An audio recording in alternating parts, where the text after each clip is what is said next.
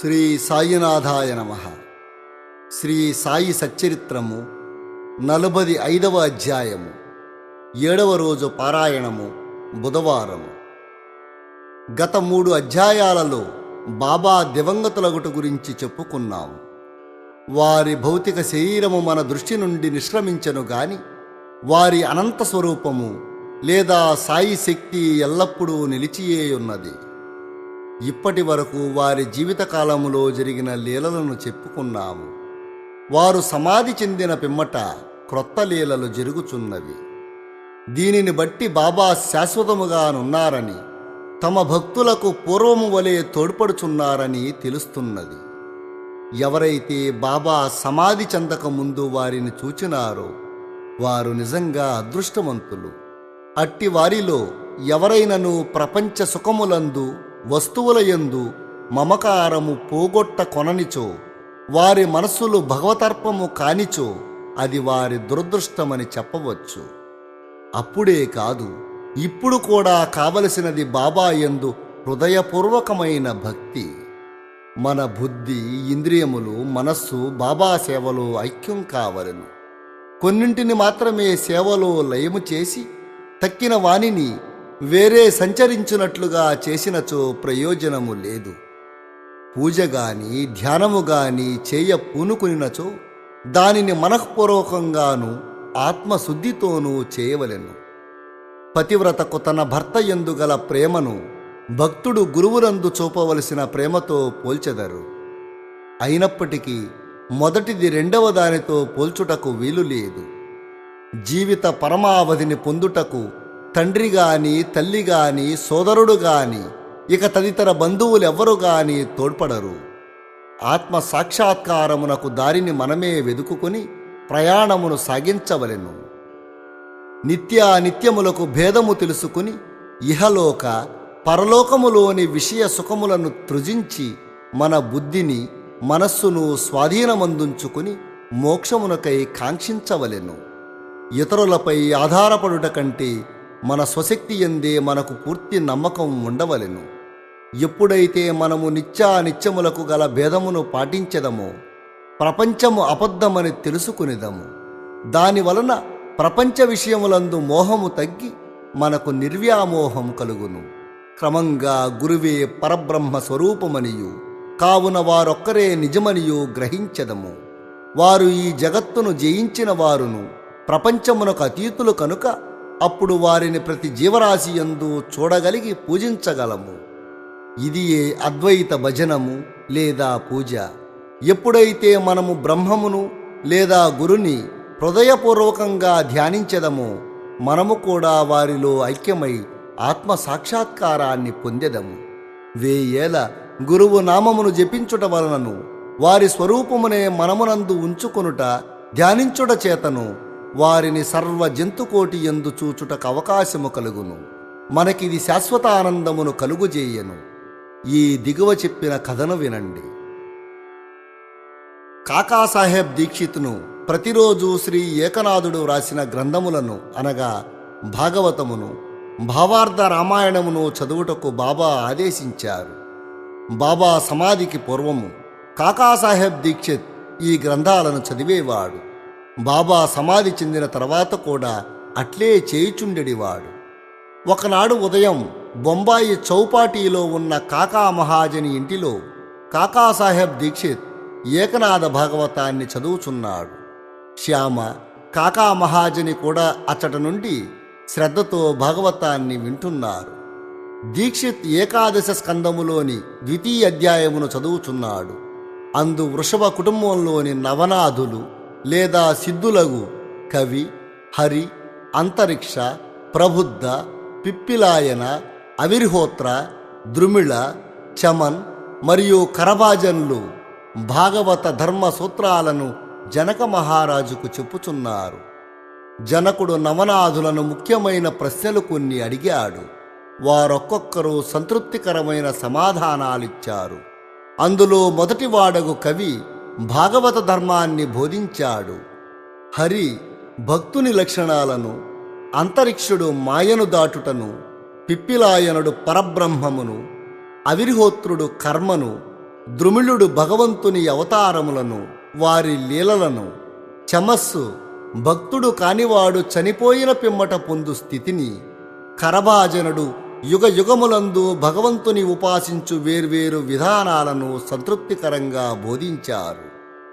వాని సారాంశమేమనగా, కలియుగంలో మోక్షము పొందుటకొక్కటే మార్గము గలదు. అది గురుని లేదా హరి పాదార విందాలను స్మరించుట. పారాయణ ముగించిన పిమ్మట కాకాసాహెబ్ నిరుత్సాహముతో శ్యామాతో ఇట్లన్నాడు: నవనాథులు భక్తి విషయమై చెప్పినది ఎంత అద్భుతముగానున్నది. దానిని ఆచరించుట ఎంత కష్టము. నవనాథులు పూర్ణ జ్ఞానులే గాని మన వంటి మూర్ఖులకు వారు వర్ణించిన భక్తిని పొందుటకు వీలగున. అనేక జన్మలెత్తినను మనము దానిని సంపాదించలేము. అట్లయినా మనకు మోక్షము వచ్చుటెట్లు? కాబట్టి అట్టి దానిని మనం ఆశించరాదని తెలియచున్నది. కాకాసాహెబ్ నిరుత్సాహము నిరాశలో శ్యామ ఇష్టపడలేదు. వెంటనే అతడు ఇట్లన్నాడు: ఎవరైతే వారి అదృష్టవశముచే బాబా వంటి ఆభరణాన్ని పొందారో అట్టి వారు నిరాశ చెంది ఏడ్చుట విచారకరమైన సంగతి. వారికి బాబా యందు నిశ్చలమైన విశ్వాసమే ఉన్నచో వారు నిరాశ చెందనేలా? నవనాథుల భక్తి బలమైనదై ఉండవచ్చును గాని మనది మాత్రము ప్రేమానురాగాలతో నిండియుండలేదా? హరినామ స్మరణము, గురునామ స్మరణము మోక్షప్రదమని బాబా నొక్కి చెప్పియుండలేదా? అట్లయినచో భయమునకు గాని ఆందోళనకు గాని అవకాశమేది? శ్యామా చెప్పిన సమాధానంతో కాకాసాహెబ్ సంతృప్తి చెందలేదు. నవనాథుల భక్తిని పొందుటెట్లు అను మనోవేదన కలిగి ఆందోళనతో చికాకుగానున్నాడు. ఆ మరుసటి ఉదయమే ఈ క్రింది అద్భుతం జరిగింది. ఆనందరావు అనువాడు శ్యామాను వెదుకుచూ పురాణ కాలక్షేపం జరుగుతున్న స్థలానికి వచ్చాడు. కాకాసాహెబ్ భాగవతం చదువుచున్నాడు. ఆనందరావు శ్యామాకు దగ్గరగా కూర్చుండి అతని చెవిలో ఏదో చెప్పుచున్నాడు. అతడు మెల్లగా తాను కాంచిన స్వప్న దృశ్యాన్ని శ్యామాకు చెబుతున్నాడు. ఇది పురాణ కాలక్షేపమునకు కొంచెం ఆటంకము కలగజేసింది. కాకాసాహెబ్ పురాణము చదువుట మాని విషయం ఏమిటని అడిగాడు. శ్యామా ఇట్లు చెప్పాడు: నిన్న నీ సంశయమును చెప్పితివి, దానికి సమాధానమిదిగో. బాబా ఆనందరావు పాకడేకి చూపిన స్వప్న దృశ్యమును వినుము. రక్షకమైన భక్తిగాక వేరేదియూ దీనిని సాధించలేదు. గురుని పాదములు భక్తితో ధ్యానించిన చాలును అని బాబా నొక్కి చెప్పియున్నారు. అక్కడున్న వారందరూ, ప్రత్యేకంగా కాకాసాహెబ్బు, ఆ దృశ్యాన్ని వివరంగా వివరించగోరారు. వారి కోరిక ప్రకారం పాకాడే ఈ దృశ్యమును ఈ క్రింది విధంగా చెప్పసాగాడు: లోతైన సముద్రంలో నడుము వరకు దిగి అచ్చట నిలిచితిని. హఠాత్తుగా అచ్చట సాయిబాబాను చూచితిని. రత్నములు తాపిన చక్కని సింహాసనముపై బాబా కూర్చునియున్నారు. వారి పాదములు నీటిలో ఉన్నాయి. బాబా స్వరూపమును జూచి మిక్కిలి ఆనందించి తిని. అది నిజము వలె ఉండెను గాని స్వప్నం వలె కాదు. దానిని నేను స్వప్నమని అనుకోలేదు. మాధవరావు కూడా అచ్చటే నిలబడి ఉన్నాడు. శ్యామ, ఆనందరావు, బాబా పాదాలపై పడుము అని సలహా ఇచ్చాడు. నాకు కూడా నమస్కరించవలననియే ఉన్నది, కాని వారి పాదములు నీటిలో ఉన్నవి కనుక నా శిరస్సును వారి పాదములపై ఎట్లుంచగలను? నేను నిస్సహాయుడును అని నేనంటిని. అది విని అతడు బాబాతో ఇట్లన్నాడు: ఓ దేవా, నీటిలో ఉన్న నీ పాదములను బయటకు తీయము. వెంటనే బాబా తన పాదములను బయటికి తీసిరి. క్షణమైన ఆలస్యము చేయక నేను వారి పాదములకు మ్రొక్కి తిని. దీనిని చూచి బాబా నన్ను దీవించి ఇట్లన్నారు: ఇక పొమ్ము, నీవు క్షేమమును పొందెదవు. భయము గాని ఆందోళన గాని అవసరము లేదు. శ్యామాకు పట్టుపంచె ఒకటి దానము చేయము, దానివల్ల మేలు పొందెదవు అన్నారు. బాబా ఆజ్ఞానుసారం ఆనందరావు పాకడే పట్టుదోవతిని తెచ్చాడు. మాధవరావుకి ఇవ్వలసిందని కాకాసాహెబ్ను వేడారు. శ్యామ అందుకు ఒప్పుకొనలేదు. ఎలానగా బాబా తనకు అట్టి సలహా ఇవ్వలేదు కనుక కొంత వివాదము జరిగిన పిమ్మట కాకాసాహెబ్ చీట్లు వేసి తెలుసుకొనుటకు సమ్మతించాడు. సంశయ విషయములందు చీటీ వేసి సంశయమును తీర్చుకొనుట కాకాసాహెబ్ స్వభావము. పుచ్చుకునుము, నిరాకరించుము అను 2 చీటీలు బాబా పాదుకల వద్ద పెట్టిరి. ఒక బాలునితో అందులో ఒక దానిని తీయించిరి. పుచ్చుకునుము అను చీటీ ఎంచుటచే మాధవరావుకు దోవతి ఇచ్చిరి. దానిని మాధవరావు అంగీకరించాడు. ఇద్దరూ సంతృప్తి చెందారు. కాకాసాహెబ్ సందేహం కూడా తీరింది. ఇతర యోగుల మాటలను కూడా గౌరవించవలసిందని ఈ కథ ప్రబోధిస్తున్నది. కాని మన తల్లియగు గురువునందు పూర్ణమైన భక్తి విశ్వాసాలు ఉండవలెను. వారి బోధల ప్రకారము నడవవలను. ఎందుకనగా మన కష్ట సుఖములు ఇతరుల కంటే వారికి బాగుగా తెలిసియుండును. నీ హృదయ పలకమందు బాబా చెప్పిన ఈ దిగువ పలుకులను చెక్కుకోండి. ఈ లోకములో అనేక మంది యోగులు గలరు, కాని మన గురువు అసలైన తండ్రి. ఇతరులు అనేక సుబోధలు చేయవచ్చును, కాని మనము మన గురువు యొక్క పలుకులను మరువరాదు. వేయేల హృదయపూర్వకంగా మీ గురువును ప్రేమించుము. వారిని సర్వస్య శరణాగతి వేడుము. భక్తితో వారి పాదములకు మ్రొక్కుము. అట్లు చేసినచో సూర్యుని ముందు చీకటి లేనట్లు నీవు దాటలేని భవసాగరము లేదు. బాబా షిరిడీకి చేరిన కొద్ది కాలానికి 4 మూరల పొడవు, 1 జానడు వెడల్పు గల కొయ్యబల్ల మీద 4 చివరలా 4 దీపపు ప్రమిదలు పెట్టి దానిపై పండుకునేవారు. కొన్నాళ్లు గడిచిన పిమ్మట బాబా దానిని విరిచి ముక్కలు చేసి పారవేశారు. ఒకనాడు బాబా దాని మహిమను కాకాసాహెబ్కు వర్ణించి చెబుతున్నారు. అది విని అతడు బాబాతో ఇట్లన్నాడు: మీకింకనూ కొయ్య బల్ల యందు మక్కువ ఉన్నచో ఇంకొక బల్ల మీ కొరకు మసీదులో వేలాడదీసెదను. దానిపై మీరు సుఖంగా నిద్రించవచ్చును అని. అందుకు బాబా ఇట్లన్నారు: మహల్సాపతిని దిగవి విడిచి నేనొక్కడినే పైన పండుకొనుటకిష్టము లేదు. కాకాసాహెబ్ ఇట్లన్నారు: మహల్సాపతి కొరకు ఇంకొక బల్లను తయారు చేయించెదను అన్నారు. అందుకు బాబా, అతడిట్లు బల్లపై పరుండగలడు? బల్ల మీద అంత ఎత్తున పడుకొనుట సులభమైన పని కాదు. ఎవరు మిక్కిలి పుణ్యవంతులో వారే పడుకొనగలరు. ఎవరైతే కళ్ళు తెరిచి నిద్రించగలరో వారికే అది వీలగును. నేను నిద్రపోవునప్పుడు మహల్సాపతిని నా ప్రక్కన కూర్చుండి తన చేయి నా హృదయంపై నుంచుమనిదెను. అచట నుంచి వచ్చు భగవన్నామ స్మరణను వినుమనిదెను. నేను పండుకునినచో నన్ను లేవగొట్టమనిదెను.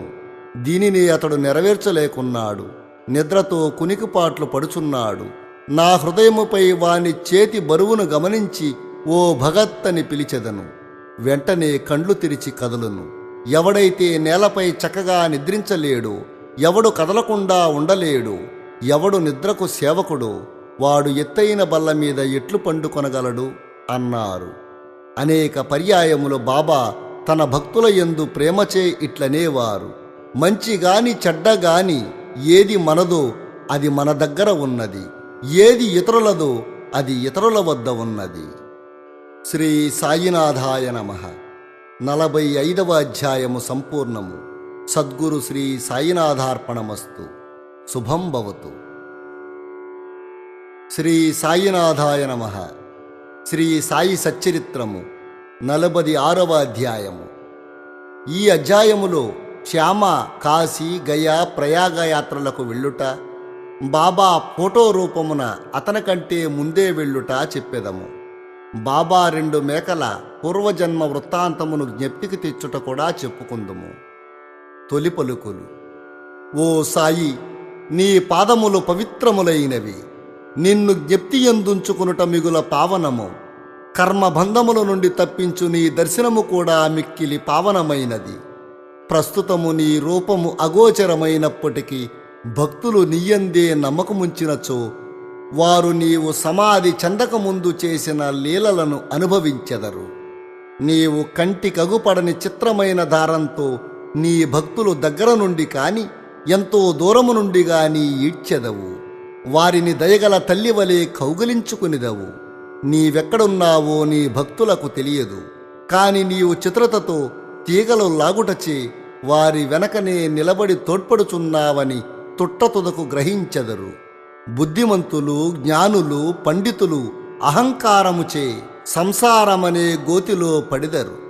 కాని నీవు నీ శక్తి వలన నిరాడంబర భక్తులను రక్షించెదవు. అంతరికముగాను అదృశ్యముగాను అంతటియూ నాడెదవు. కాని దానితో నీకెట్టి సంబంధము లేనట్లు కనిపించెదవు. నీవే పనులన్నీయూ నెరవేర్చుచున్నప్పటికీ ఏమియూ చేయని వాని వలె నటించెదవు. నీ జీవితమునెవరూ తెలియజాలరు. కాబట్టి మేము పాపముల నుండి విముక్తి పొందుట ఎట్లన శరీరమును వాక్కును మనస్సును నీ పాదములకు సమర్పించి నీ నామమునే జపించవలెను. నీ భక్తుల కోరికలను నీవు నెరవేర్చెదవు. ఎవరికైతే కోరికలుండవు అట్టి వారికి నీవు బ్రహ్మానందమునిచ్చెదవు. నీ మధురమగు నామము జపించుటయే భక్తులకు సులభ సాధనము. ఈ సాధన వల్ల మన పాపములు రజస్తమో గుణములు నిష్క్రమించును. సాత్విక గుణములు ధార్మికత్వము ప్రాముఖ్యం వహించును. దీనితో నిత్యానిత్యములకు గల భేదము నిర్వ్యామోహము జ్ఞానము లభించును. మనమట్టి సమయమందే గురువునే అనగా ఆత్మనే అనుసంధానము చేసెదము. ఇదియే గురువునకు సర్వస్య శరణాగతి. దీనికి తప్పనిసరి గుర్తు మన మనస్సు నిశ్చలము శాంతమగుట. ఈ శరణాగతి గొప్పదనము భక్తి జ్ఞానములు విశిష్టమైనవి. ఎందుకన శాంతి అభిమాన రాహిత్యము కీర్తి తదుపరి మోక్షము ఒకటి వెనక ఇంకొకటి వెన్నంటి వచ్చుచున్నాయి. ఒకవేళ బాబా ఎవరైనా భక్తుని ఆమోదించినచో రాత్రింబగళ్ళు అతని చెంతనేయుండి ఇంటి వద్దన గాని దూరదేశమున గాని వానిని వెంబడించుచుండును. భక్తుడు తన ఇష్టం వచ్చిన చోటుకు పోనిమ్ము. బాబా అచ్చట భక్తుని కంటే ముందుగా పోయి ఏదో ఊహించరాని రూపాన ఉండేవాడు. అందుకు ఈ దిగువ కథ ఉదాహరణము. బాబాతో పరిచయము కలిగిన కొన్నాళ్ల తర్వాత కాకాసాహెబ్ తన పెద్ద కుమారుడు బాబు ఉపనయనము నాగపూర్లో చేయ నిశ్చయించాడు. సుమారు అదే సమయమందు నానాసాహెబ్ చందోర్కర్ తన పెద్ద కుమారుని వివాహము గ్వాలియర్లో చేయ నిశ్చయించాడు. కాకాసాహెబ్ నానాసాహెబ్ చందోర్కరులిద్దరూ షిరిడీకి వచ్చి బాబాను ప్రేమతో ఆ శుభకార్యాలకు ఆహ్వానించారు. శ్యామాను తన ప్రతినిధిగా తీసుకుని వెళ్ళమని బాబా చెప్పారు. తామే స్వయంగా రావలసిందని బలవంతం పెట్టగా బాబా వారికి శ్యామాను తీసుకుని పోవలసిందనియు కాశీ ప్రయాగ యాత్రలు ముగియుసరికి నేను శ్యామా కంటే ముందుగానే గయలోనే కలుసుకునిదననియు చెప్పెను. ఈ మాటలు గుర్తుంచుకొనవలెను. ఏలన అవి బాబా సర్వవ్యాపి అని నిరూపించుచున్నాయి. బాబా వద్ద సెలవు పుచ్చుకొని శ్యామ నాగపూరు గ్వాలియరు పోవడానికి నిశ్చయించాడు. అచట నుండి కాశీ ప్రయాగ గయా పోవాలననుకున్నాడు. అప్పాకోతే అతని వెంట పోవడానికి నిశ్చయించాడు. వారిరువురు మొట్టమొదట నాగపూర్లో జరుగు ఉపనయనానికి పోయారు. కాకాసాహెబ్ దీక్షిత్ శ్యామాకి 200 రూపాయలు ఖర్చుల నిమిత్తం కానుకగా ఇచ్చాడు. అచ్చట నుండి గ్వాలియర్ పెండ్లికి పోయారు. అచ్చట నానాసాహెబ్ చందోర్కరు ఈ శ్యామాకు 100 రూపాయలు, అతని బంధువు జటార్ 100 రూపాయలు ఇచ్చారు. అక్కడ నుండి శ్యామ కాశీకి వెళ్ళాడు. అచ్చట జటారు యొక్క అందమైన లక్ష్మీనారాయణ మందిరంలో అతనికి గొప్ప సత్కారం జరిగింది. అచ్చట నుండి శ్యామ అయోధ్యకు వెళ్ళాడు. అచ్చట జటారు మేనేజరు శ్రీరామ మందిరమును ఆహ్వానించి మర్యాద చేశాడు. వారు అయోధ్యలో 21 రోజులున్నారు. కాశీలో 2 మాసాలున్నారు. అక్కడ నుండి గయకు వెళ్ళారు. రైలు బండిలో గయలో ప్లేగు కలదని విని కొంచెం చికాకు పడ్డారు. ఆనాటి రాత్రి గయ స్టేషన్లో దిగి ధర్మశాలలో బస చేశారు. ఆ ఉదయమే గయ పండా వచ్చి ఇట్లన్నాడు: యాత్రికులందరూ బయలుదేరుచున్నారు, మీరు కూడా త్వరపడు అని. అచ్చట ప్లేగు గలదా అని శ్యామ ప్రశ్నించాడు. లేదని పండా జవాబు చెప్పాడు. మీరే స్వయంగా వచ్చి చూసుకొనుడు అన్నారు. అప్పుడు వారు అతని వెంట వెళ్ళి పండా ఇంటిలో దిగారు. ఆ ఇల్లు చాలా పెద్దది. పండా ఇచ్చిన బసకు శ్యామ చాలా సంతృప్తి చెందాడు. అచ్చట గల బాబా యొక్క అందమైన పెద్ద పటం అతనికి అన్నింటికంటే ఎక్కువ ప్రీతిని కలుగజేసింది. అది ఇంటికి ముందు భాగంలో మధ్య అమర్చబడి ఉంది. దానిని చూచి శ్యామ మైమరిచిపోయాడు. కాశీ ప్రయాగ యాత్రలు ముగిసేసరికి నేను శ్యామా కంటే ముందుగానే గయకు చేరెదను అన్న బాబా పలుకులు జ్ఞాపకం తెచ్చుకున్నాడు. కళ్ళల్లో నీరు కమ్మింది. శరీరము గగుర్పుడిచింది. గొంతుక ఆర్చుకుని పోయింది. అతడు వెక్కి వెక్కి ఏడవసాగాడు. ఆ పట్టణంలో ప్లేగు జాడ్యము కలదని భయపడి ఏడ్చుచున్నాడేమోనని పండా అనుకునెను. పండాను బాబా పటమెక్కడ నుండి తెచ్చితివని శ్యామ అడిగాడు. పండా తన ప్రతినిధులు 200-300 మంది మన్మాడులోనూ పుణతాంబేలోనూ గలరనియు, వారు గయకుపోయే యాత్రికుల మంచి చెడ్డలు చూచెదరనియు వారి వల్ల బాబా కీర్తిని విని బాబా దర్శనము 12 ఏండ్ల క్రిందట చేసితననియో చెప్పాడు. షిరిడీలో శ్యామా ఇంటిలో వేలాడుచున్న బాబా పటమును చూచి దాని నిమ్మని కోరితిననియు బాబా అనుజ్ఞ పొంది శ్యామా దానిని తనకిచ్చిననియు చెప్పెను. శ్యామా పూర్వము జరిగిందంతయు జ్ఞాపకం తెచ్చుకున్నాడు. పూర్వం తనకు పటము ఇచ్చిన శ్యామాయే ప్రస్తుతము తన ఇంట అతిథిగా ఉంటుట గ్రహించి పండా మిక్కిలి ఆనందించాడు. వారిరువురు ప్రేమానురాగములు అనుభవించి అమితానందాన్ని పొందారు. శ్యామాకు పండా చక్కని రాజనాంచనాలతోటి స్వాగతమిచ్చాడు. పండా ధనవంతుడు. అతడొక పల్లకీలో కూర్చుండి శ్యామాను ఏనుగుపైన కూర్చుండబెట్టి ఊరేగించాడు. అతిథికి తగిన సౌఖ్యములన్నీ ఏర్పరిచాడు. ఈ కథ వల్ల నేర్చుకోవలసిన నీతి: బాబా మాటలు అక్షరాల సత్యములనియు బాబాకు తన భక్తులందు గల ప్రేమ అమితమనియు తెలియచున్నది. ఇదియేగాక వారికి జంతువులందు కూడా సమానమైన ప్రేమ ఉండేది. వారు వానిలో ఒకరిగా భావించెడివారు. ఈ దిగువ కథ దీనిని వెల్లడిస్తోంది. ఒకనాడు ఉదయము బాబా లిండీ తోట నుండి తిరిగి వస్తున్నారు. మార్గమధ్యమున మేకల మందను చూశారు. అందులో 2 మేకల మీద బాబా దృష్టి పడింది. బాబా వానిని సమీపించి ప్రేమతో తాకి లాలించి వానిని 32 రూపాయలకు కొన్నారు. బాబా వైఖరిని చూసి భక్తులు ఆశ్చర్యపోయారు. బాబా మోసపోయారని వారు అనుకున్నారు. ఎందుచేతననగా ఒక్కొక్క మేకకు 2 గాని 3 గాని 4 రూపాయలు గాని ఇచ్చి కొనవచ్చు. 2 మేకలకు 8 రూపాయలు హెచ్చు కాదనిరి. బాబాను నిందించిరి. బాబా నెమ్మదిగా ఊరుకున్నారు. శ్యామ తాత్యాకోతే బాబాను సమాధానం వేడగా, బాబా నాకు ఇల్లు గాని కుటుంబం గాని లేకుండడు చేత నేను ధనము నిల్వ చేయరాదు అన్నారు. మరియు బాబా తమ ఖర్చుతోనే 4 సేర్ల శనగపప్పును కొని మేకలకు పెట్టమని చెప్పారు. పిదప ఆ మేకలను వారి యజమానికి తిరిగి ఇచ్చివేసి వాని పూర్వ వృత్తాంతాన్ని ఈ రీతిగా చెప్పారు. ఓ శ్యామ, తాత్య, మీరు బేరములో నేను మోసపోతినని అనుకునుచున్నారు. అట్లు కాదు. వాని కథ వినుడు. గత జన్మలో వారు మానవులు. వారి అదృష్టము కొలది నా జతగాండ్రుగా ఉండేవారు. వారు ఒకే తల్లి బిడ్డలు. మొదట వారికి ఒకరిపై ఒకరికి ప్రేమ ఉండేది. రాను రాను శత్రువులైనారు. పెద్దవాడు సోమరి అయినా చిన్నవాడు చురుకైనవాడు. అతడు చాలా ధనాన్ని సంపాదించాడు. పెద్దవాడు అసూయ చెంది చిన్నవానిని చంపి వాని ధనాన్ని అపహరించాడు. తమ సోదరత్వమును మరిచి వారిద్దరూ కలహించిరి. అన్న తమ్ముని జంపుటకు పెక్కు పన్నుగడలు పన్నాడు. కాని నిష్ప్రయోజనాలయ్యాయి. ఇద్దరూ బద్ధ వైరులయ్యారు. అన్న ఒకనాడు తన సోదరుని బడితతో కొట్టాడు. చిన్నవాడు అన్నను గొడ్డలితో నరికాడు. ఇద్దరూ అదే స్థలమున చచ్చిపడిరి. వారి కర్మఫలముచే మేకలుగా పుట్టిరి.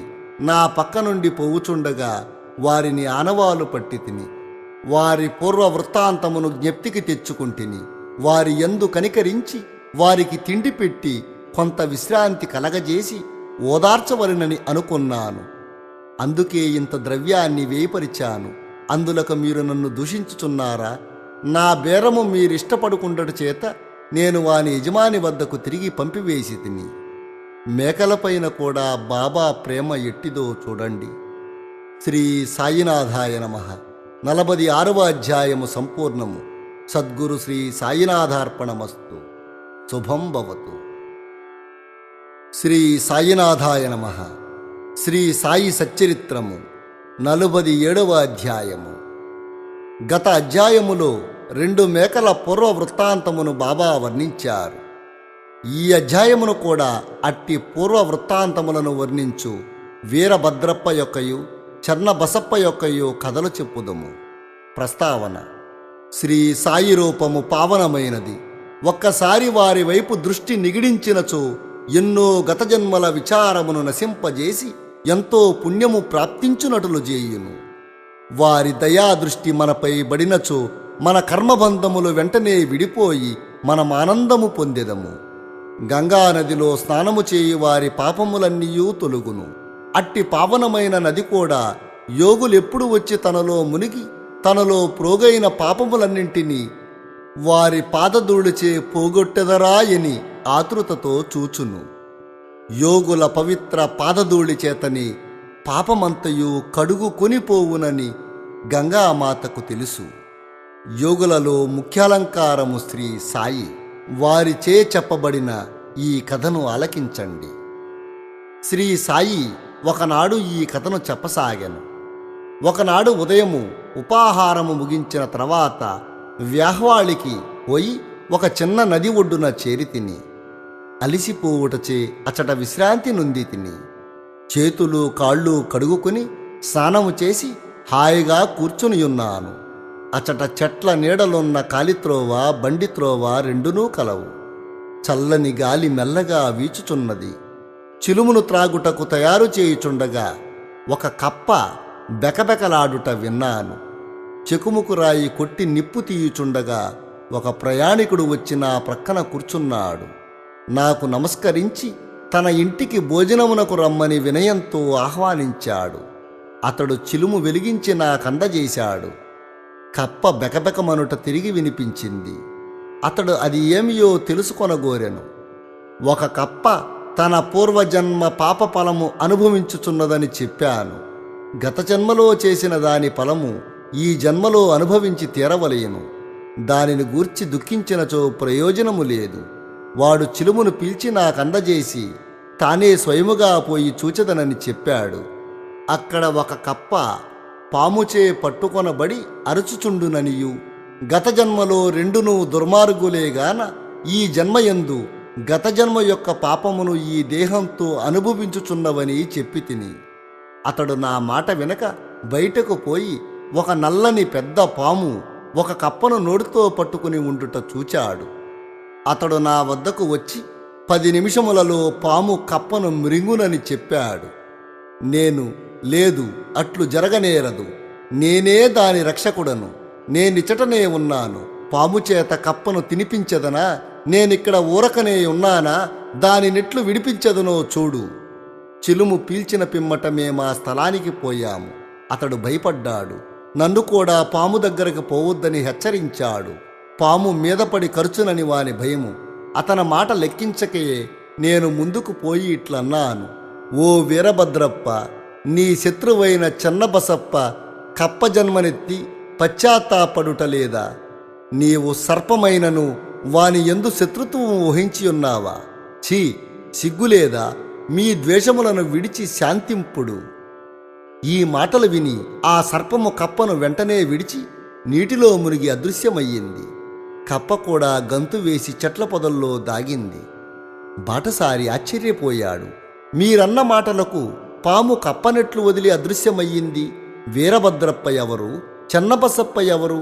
వారి శత్రుత్వమునకు కారణమేమిటి అని అతడు ప్రశ్నించగా అతనితో కలిసి చెట్టు మొదటికి పోయి తిని చిలుము కొన్ని పీల్పులు పీల్చి అతనికి ఈ వృత్తాంతమంతయో బోధించి తిని మా ఊరికి 4-5 మైళ్ళ దూరమున ఒక పురాతన శివాలయం ఉన్నది. అది పాతబడి శిథిలమయ్యింది. ఆ గ్రామంలోని ప్రజలు దానిని మరామత్తు చేయుటకై కొంత ధనమును ప్రోగు చేశారు. కొంత పెద్ద మొత్తము ప్రోగైన పిమ్మట పూజ కొరకు తగిన ఏర్పాటు చేశారు. మరామత్తు చేయుటకు అంచనా వేశారు. ఊరిలోని ధనవంతుని కోశాధికారిగా నియమించి సర్వము అతని చేతిలో పెట్టారు. లెక్కలను చక్కగా వ్రాయి బాధ్యత వానిపై పెట్టారు. వాడు పరమ లోభి. దేవాలయము బాగు చేయుటకు చాలా తక్కువ వేయించేశాడు. దేవాలయంలో ఏమీ అభివృద్ధి కానరాలేదు. అతడు ధనమంతయు ఖర్చు పెట్టాడు. కొంత తాను మృంగాడు. తన సొంత డబ్బు కొంచెమైనను దానికి వెచ్చించలేదు. తీయని మాటలు చెప్పుచూ అభివృద్ధి కాకుండాటకేవో కారణములు చెప్పేవాడు. గ్రామస్తులు తిరిగి వాని వద్దకు పోయి అతడు సొంతముగా తగిన ధన సహాయము చేయని ఎడల మందిరము వృద్ధి కాదని చెప్పారు. వాని అంచనా ప్రకారం పని సాగించవలసిందని చెప్పుచూ మరికొంత ద్రవ్యమును వసూలు చేసి అతనికిచ్చారు. వాడు ఆ ధనమును కూడా పుచ్చుకొని పూర్వం వలనే ఊరకే కూర్చుండెను. కొన్నాళ్ల పిమ్మట ఆ మహాదేవుడు వాని భార్యకు కల్లో కనిపించి ఇట్లు చెప్పాడు. నీవు లేచి దేవాలయము శిఖరాన్ని కట్టుము. నీవు ఖర్చుపెట్టిన దానికి 100 రెట్లు ఇచ్చెదను. ఆమె ఈ దృశ్యమును తన భర్తకు చెప్పాను. అది ధనము వేయమగుటకు హేతువగునేమోనని భయపడి ఎగతాళి చేయుచు అది ఉత్త కలయనని దానిని నమ్మనవసరము లేదనియు లేకున్నచో దేవుడు తనకు స్వప్నములో కనబడి ఏల చెప్పలేదనియు తాను మాత్రము దగ్గర లేకుండెనా అనియు ఇది దుస్వప్నం వలె కనిపించుచున్నదనియు భార్యాభర్తలకు విరోధము కల్పించున్నట్లు తోచుచున్నదనియు అతడు సమాధానం చెప్పాడు. అందుకే ఆమె ఊరుకోవలసి వచ్చింది. దాతలను బాధించి వసూలు చేయు పెద్ద మొత్తము చందాలయందు దేవుడికి ఇష్టముండదు. భక్తితోనూ ప్రేమతోనూ మన్ననతోనూ ఇచ్చిన చిన్న చిన్న మొత్తములకైనా దైవం ఇష్టపడతాడు. కొన్ని దినముల పిమ్మట దేవుడు ఆమెకు స్వప్నంలో తిరిగి కనిపించి ఇట్లన్నాడు, భర్త దగ్గరున్న చందాల గూర్చి చికాకు చెందనవసరము లేదు. దేవాలయము నిమిత్తమేమైనా వేయము చేయమని అతన్ని బలవంతం చేయవద్దు. నాకు కావలసినవి భక్తి మరియు సద్భావము. కాబట్టి నీకిష్టమున్న సొంతముదేదైనా ఇవ్వవలెను. ఆమె తన భర్తతో సంప్రదించి తన తండ్రి తనకిచ్చిన బంగారు నగలు దానము చేయాలని నిశ్చయించుకున్నది. ఆ లోభి ఈ సంగతి విని చికాకు చెంది భగవంతుని కూడా మోసము చేయ నిశ్చయించుకున్నాడు. ఆమె నగలనెంతో తక్కువ ధర కట్టి 1000 రూపాయలకు తానే కొని నగదునకు బదులుగా ఒక పొలమును దేవదేయముగా ఇచ్చాడు. అందుకు భార్య సమ్మతించింది. ఆ పొలము వాని సొంతము కాదు, అది ఒక పేదరాలు డుబ్కీ అను ఆమెది. ఆమె దానిని 200 రూపాయలకు కుదవ పెట్టి ఉన్నది. ఆమె దానిని తీర్చలేకపోయింది. ఆ టక్కరి లోబి తన భార్యను, డుబ్కీని, దైవమును అందరినీ మోసగించాడు. ఆ నేల పనికిరానిది, సాగులో లేనిది, దాని విలువ చాలా తక్కువ, దాని వలన ఆదాయం ఏమీ లేదు. ఈ వ్యవహారం ఇట్లు సమాప్తి చెందెను. ఆ పొలమును పూజారి ఆధీనములో ఉంచిరి. అందులకు అతడు సంతోషించెను. కొన్నాళ్లకు ఒక చిత్రం జరిగింది. గొప్ప తుఫాను సంభవించింది. కుంభవృష్టి కురిసింది. లోబి ఇంటికి పిడుగుపాటు తగిలి వాడు వాని భార్య చనిపోయారు. పేద భక్తురాలైన డుబ్కీ కూడా కాలగతి చెందింది. తర్వాత జన్మలో ఆ లోబి మధురా పట్టణంలో ఒక బ్రాహ్మణ కుటుంబంలో పుట్టి వీరభద్రప్ప అనే పేర ఉన్నాడు. అతని భార్య పూజారి కుమార్తెగా జన్మించింది. ఆమెకి గౌరీ అని పేరు పెట్టారు. పొలాన్ని ఇచ్చిన డుబ్కీ మందిర గొరవనింటిలో మగ శిశువుగా జన్మించింది. అతనికి చన్నబసప్ప అని పేరు పెట్టారు. ఆ పూజారి నా స్నేహితుడు. అతడు నా వద్దకు తరచుగా వచ్చేవాడు. నా వద్ద కూర్చుండి మాట్లాడుచూ చిలుము పీల్చెడివాడు. అతని కుమార్తె గౌరి కూడా నా భక్తురాలు. ఆమె త్వరగా నెదుగుచున్నది. ఆమె తండ్రి వరుణకై వెదుకుచున్నాడు. ఆ విషయమై చికాకు పడనవసరము లేదనియు ఆమె భర్త తానై వెదుకుని వచ్చునని నేను చెప్పాను. కొన్నాళ్లకు వీరభద్రప్ప అనే ఒక బీద బ్రాహ్మణ బాలుడు భిక్షకై పూజారి ఇంటికి వచ్చాడు. పూజారి నా సమ్మతి ప్రకారం వానికి గౌరినిచ్చి పెండ్లి చేశాడు. అతడు కూడా నా భక్తుడయ్యాడు. ఏలాన పిల్లను కుదిర్చితినని అతడు నా యందు విశ్వాసము చూపేవాడు. వాడు ఈ జన్మలో కూడా ధనమునకై మిగుల తాపత్రయపడేవాడు. నా వద్దకు వచ్చి అతడు కుటుంబంతో నుండుటచే తనకెక్కువగా ధనము వచ్చినట్లు చేయమని బ్రతిమాలేవాడు. ఇట్లుండగా కొన్ని విచిత్రాలు జరిగినాయి. ధరలు హఠాత్తుగా పెరిగాయి. గౌరి అదృష్టము కొలది పొలానికి ధర పెరిగింది. కానుకగా ఇచ్చిన పొలము 1,00,000 రూపాయలకు అమ్మినారు. ఆమె ఆభరణముల విలువకు 100 రెట్లు వచ్చింది. అందులో సగము నగదుగానిచ్చారు. మిగతా దానిని 25 వాయిదాలలో ఒక్కొక్క వాయిదాకు 2,000 రూపాయల చొప్పున ఇచ్చుటకు నిశ్చయించారు. అందుకందరూ సమ్మతించారు. కాని ధనమునకై తగువులాడారు. సలహా కొరకు నా వద్దకు వచ్చారు. ఆ ఆస్తి మహాదేవునిది కాబట్టి పూజారిది. పూజారికి కొడుకులు లేనందున సర్వహక్కులు గౌరికి వచ్చెను. ఆమె సమ్మతి లేనిది ఏమీ ఖర్చు చేయవద్దని చెప్పాను. ఆమె భర్తకు ఈ పైకముపై ఎట్టి అధికారము లేదని బోధించాను. ఇది విని వీరభద్రప్ప నాపై కోపగించాడు. ఆస్తిపై గౌరికే హక్కు గలదని తీర్మానించి దానిని కబళించడానికి నేను ప్రయత్నించుచున్నానని అన్నాడు. అతని మాటలు విని భగవంతుని ధ్యానించి ఊరుకున్నాను. వీరభద్రప్ప తన భార్య గౌరిని తిట్టాడు. అందుకు ఆమె పగటిపూట నా వద్దకు వచ్చి తన భర్త మాటలు పట్టించుకోవద్దని, తనను కూతురుగా చూచుకొనవలయనని వేడుకొన్నది. ఆమె నా ఆశ్రయమును కోరుటచే నేనామెను రక్షించుటకు సప్త సముద్రములైనా దాటుదునని వాగ్దానమిచ్చాను. ఆనాడు రాత్రి గౌరికి ఒక స్వప్న దృశ్యము కనబడింది.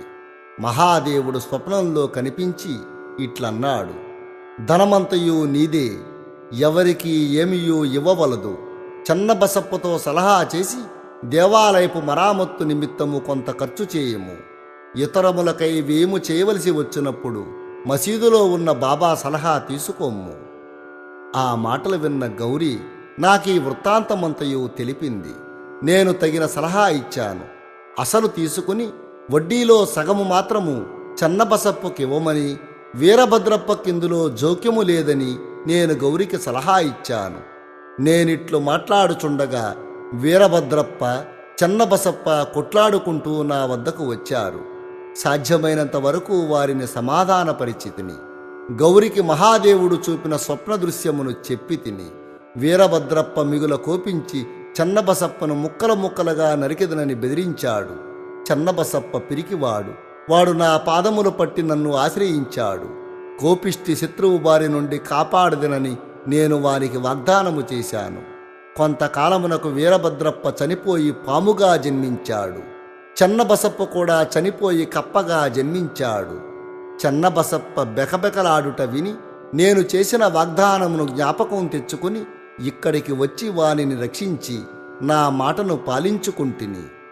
భగవంతుడు ఆపద సమయమందు భక్తులను రక్షించుటకై వారి వద్దకు పరిగెత్తుకు వస్తాడు. భగవంతుడు నన్నిచ్చటకు పంపి చెన్నబసప్పును రక్షించాడు. ఇదంతయు భగవంతుని లీల.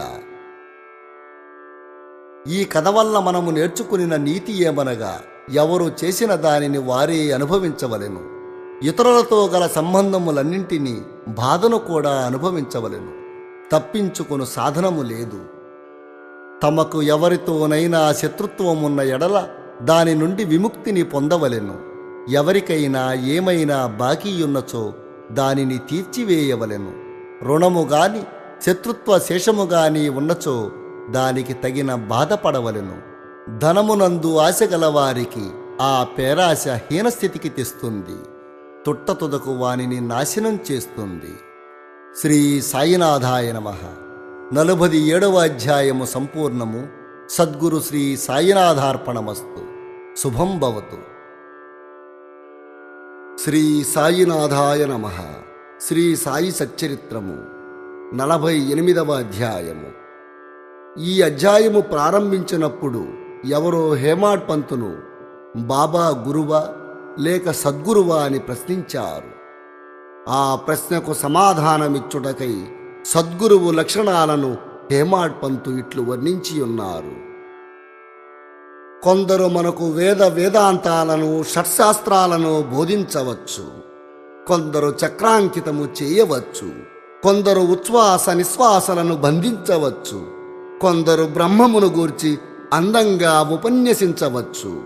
కొందరు భక్తులకు మంత్రోపదేశము చేసి దానిని పునశ్చరణము చేయమనవచ్చు.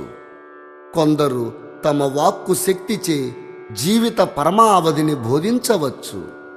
అయినను ఎవరు స్వయంగా ఆత్మ సాక్షాత్కారము పొందలేరో అట్టివారు సద్గురువులు కారు. ఎవరైతే చక్కని సంభాషణల వల్ల మనకు ఇహపర సుఖములందు విరక్తి కలుగజేసెదరో, ఎవరు ఆత్మ సాక్షాత్కారమందు మనకు అభిరుచి కలుగునట్లు చేసెదరో, ఎవరైతే ఆత్మ సాక్షాత్కార విషయమున పుస్తక జ్ఞానమే కాక ఆచరణ యందు అనుభవం కూడా పొంది ఉన్నారు, అట్టివారే సద్గురువులు. ఆత్మ సాక్షాత్కారమును స్వయముగా పొందని గురువు దానిని శిష్యులకెట్లు ప్రసాదించగలరు? సద్గురువు స్వప్నమందైనను శిష్యుల నుండి సేవను గాని ప్రతిఫలం గాని ఆశించరు. దానికి బదులుగా శిష్యులకు తానే సేవ చేయతలచును. తాను గొప్పవాడనియు తన శిష్యుడు తక్కువవాడనియు భావించరు. సద్గురువు తన శిష్యుని కొడుకు వలె ప్రేమించుటయేగాక తనతో సరిసమానంగా చూస్తారు లేదా పరబ్రహ్మ స్వరూపంగా భావిస్తారు. సద్గురుని ముఖ్య లక్షణమేమనగా వారు శాంతమునకు ఉనికి పట్టు. వారెన్నడూ చాపల్యమును గాని చికాకును గాని చెందరు. తమ పాండిత్యమునకు వారు గర్వించరు. ధనవంతులు పేదలు ఘనులు నీచులు వారికి సమానమే. హేమాడ్ పంతు తన పూర్వజన్మ సుకృతముచే సాయిబాబా వంటి సద్గురువు ఆశీర్వాదాన్ని, సహవాసాన్ని పొందగలిగానని తలిచాడు. బాబా యవ్వనమునందు కూడా ధనము కూడబెట్టలేదు. వారికి కుటుంబము గాని, స్నేహితులు గాని, ఇల్లు గాని, ఎట్టి ఆధారము గాని లేదు. 18 ఏండ్ల వయసు నుండి వారు మనస్సును స్వాధీనపరుచుకున్నారు. వారు ఒంటరిగా నిర్భయంగా ఉండేవారు. వారెల్లప్పుడూ ఆత్మానుసంధానమందు మునిగియుండెడివారు. భక్తుల స్వచ్ఛమైన అభిమానమును చూచి వారి మేలు కొరకు ఏమైనా చేయుచుండెడివారు. ఈ విధంగా వారు తమ భక్తులపై ఆధారపడి ఉన్నారు. వారు భౌతిక శరీరముతో ఉన్నప్పుడు తమ భక్తులకు ఏ అనుభవాలు ఇచ్చి ఉన్నారో అట్టివి వారు మహాసమాధి చెందిన తర్వాత కూడా వారిపై ఆధారపడిన భక్తులకు ఇప్పటికీ ఇస్తున్నారు. అందువల్ల భక్తులు చేయవలసినదేమనగా భక్తి విశ్వాసములనడి హృదయ దీపాన్ని సరిచేసుకోండి. ప్రేమ అనే ఒత్తిని వెలిగించండి. ఎప్పుడు ఇలా చేస్తామో అప్పుడు జ్ఞానమనే జ్యోతి వెలిగి ఎక్కువ తేజస్సుతో ప్రకాశిస్తుంది. ప్రేమ లేని జ్ఞానము వట్టిదే. అట్టి జ్ఞానం ఎవరికీ అక్కరలేదు. ప్రేమ లేనిచో సంతృప్తి ఉండదు.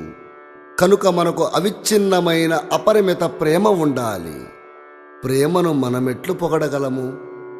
ప్రేమ ఎనునదే లేని ఎడల చదువుట గాని, వినుట గాని, నేర్చుకునుట గాని నిష్ఫలములు. ప్రేమ అనునది వికసించినచో భక్తి, నిర్వ్యామోహము, శాంతి, స్వేచ్ఛలు పూర్తిగా ఒకటి తర్వాత ఇంకొకటి వస్తాయి. దేనిని గురించి మనం మిక్కిలిగా చింతిస్తామో దాని యందు మనకు ప్రేమ కలుగుతుంది. యథార్థమైన కాంక్ష, ఉత్తమమైన భావం ఉన్న చోటనే భగవంతుడు తానై సాక్షాత్కరించును. అది ఏ ప్రేమ, అదే మోక్షమునకు మార్గము. ఈ అధ్యాయములో చెప్పవలసిన ముఖ్య కథను పరిశీలిద్దాం. స్వచ్ఛమైన మనసుతో ఎవరైనను నిజమైన యోగీశ్వరుని వద్దకు పోయి వారి పాదములపై పడినచో అతడు రక్షించబడతాడు. ఈ విషయం ఈ దిగువ కథ వలన విశదపడుతున్నది. షోలాపూరు జిల్లా అక్కలకోట నివాసి సపత్నేకర్ న్యాయ పరీక్షకు చదువుచున్నాడు. తోటి విద్యార్థి సేవడే కూడా అతనితో చేరాడు. ఇతర విద్యార్థులు కూడా గుమికూడి తమ పాఠముల జ్ఞానము సరిగా ఉన్నది లేనిది చూచుకుంటున్నారు. ఆ ప్రశ్నోత్తరాల వల్ల షేవడేకు ఏమీయూ రానట్లు తోచింది. తక్కిన విద్యార్థులు అతనిని వెక్కిరించారు. అతడు పరీక్షకు సరిగా చదవకపోయినను తన యందు సాయిబాబా కృప ఉండుటచే తప్పక తాను ఉత్తీర్ణుడవుతాడని చెప్పాడు. అందుకు సపత్నేకర్ ఆశ్చర్యపోయాడు. సాయిబాబా ఎవరు?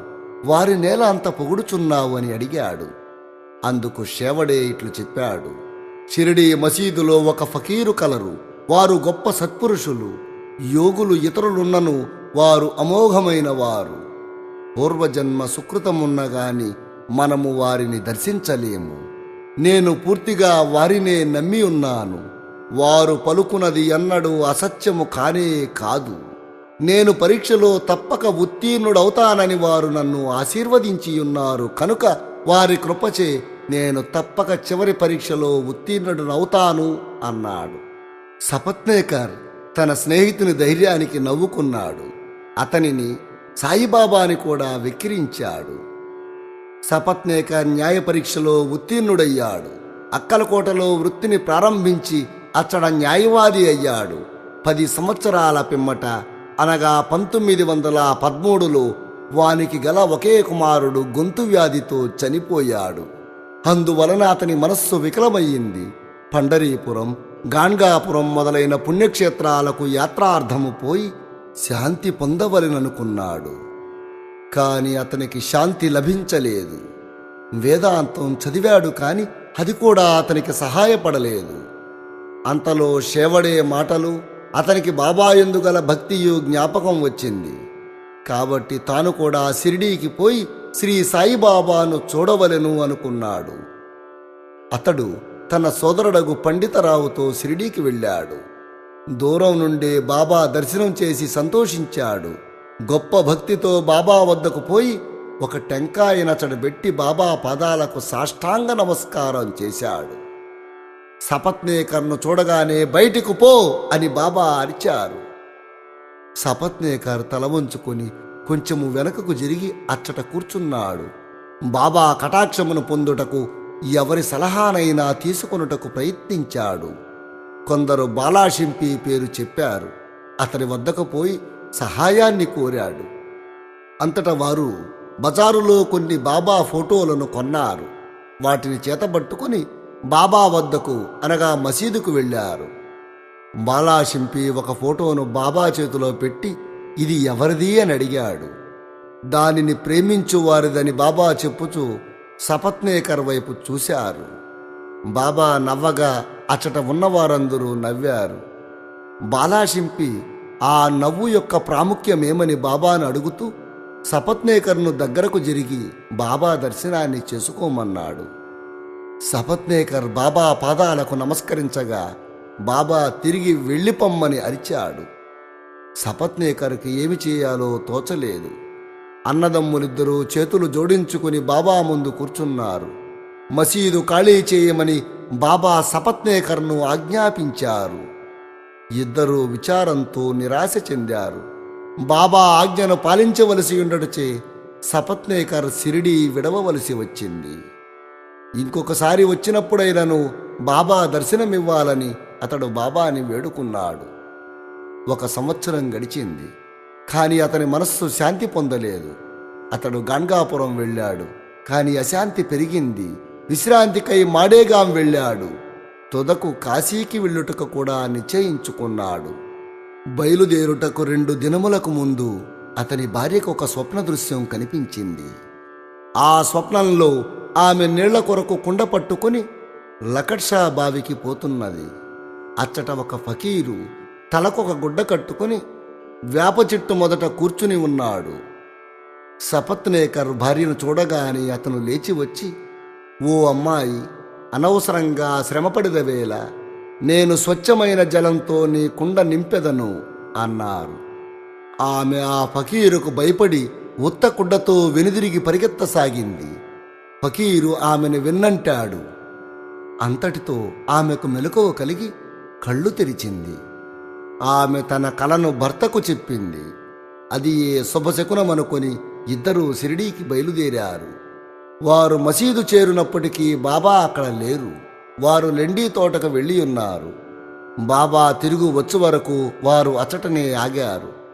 అంతలో బాబా తిరిగి వచ్చారు. ఆమె స్వప్నంలో తాను దర్శించిన ఫకీరు బాబాయేనని గుర్తించింది. ఆమె మిగుల భక్తితో బాబాకు సాష్టాంగ నమస్కారం చేసి బాబాను చూచుచూ అచ్చటనే కూర్చుండిపోయింది. ఆమె అణుకవ చూసి సంతోషించిన బాబా తన మామూలు పద్ధతిలో ఒక కథ చెప్పడం ప్రారంభించారు. నా చేతులు, పొత్తి కడుపు, నడుము చాలా రోజుల నుండి నొప్పి పెట్టుచున్నవి. నేను ఎన్నో మందులు పుచ్చుకుంటిని, కాని నొప్పులు తగ్గలేదు. మందులు గుణమీయనందుకు నేను విసుగు చెందాను. కాని ఆశ్చర్యకరంగా ఇక్కడికి రాగానే నా నొప్పులన్నీ తగ్గిపోయాయి. ఇది ఏమిటి వింత అన్నారు. పేరు చెప్పనప్పటికీ ఆ వృత్తాంతమంతయో సపత్నేకర్ భార్యదే. ఆమె నొప్పులు బాబా చెప్పిన ప్రకారం త్వరలో తగ్గిపోవడం చూచి ఆమె ఎంతో సంతోషించింది. కాని సపత్నేకర్ను మాత్రం బాబా బయటికి పొమ్మన్నారు. అతడు చాలా పశ్చాత్తాపపడి ఎక్కువ శ్రద్ధాభక్తితో ఉన్నాడు.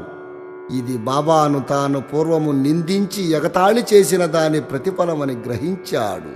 దాని విరుగుడు కొరకు ప్రయత్నించుచున్నాడు. బాబాను ఒంటరిగా కలుసుకుని వారిని క్షమాపణ కోరవలెనని ప్రయత్నించుచున్నాడు.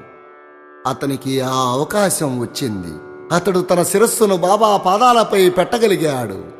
బాబా తన వరద హస్తాన్ని సపత్నేకర్ తలపై పెట్టారు.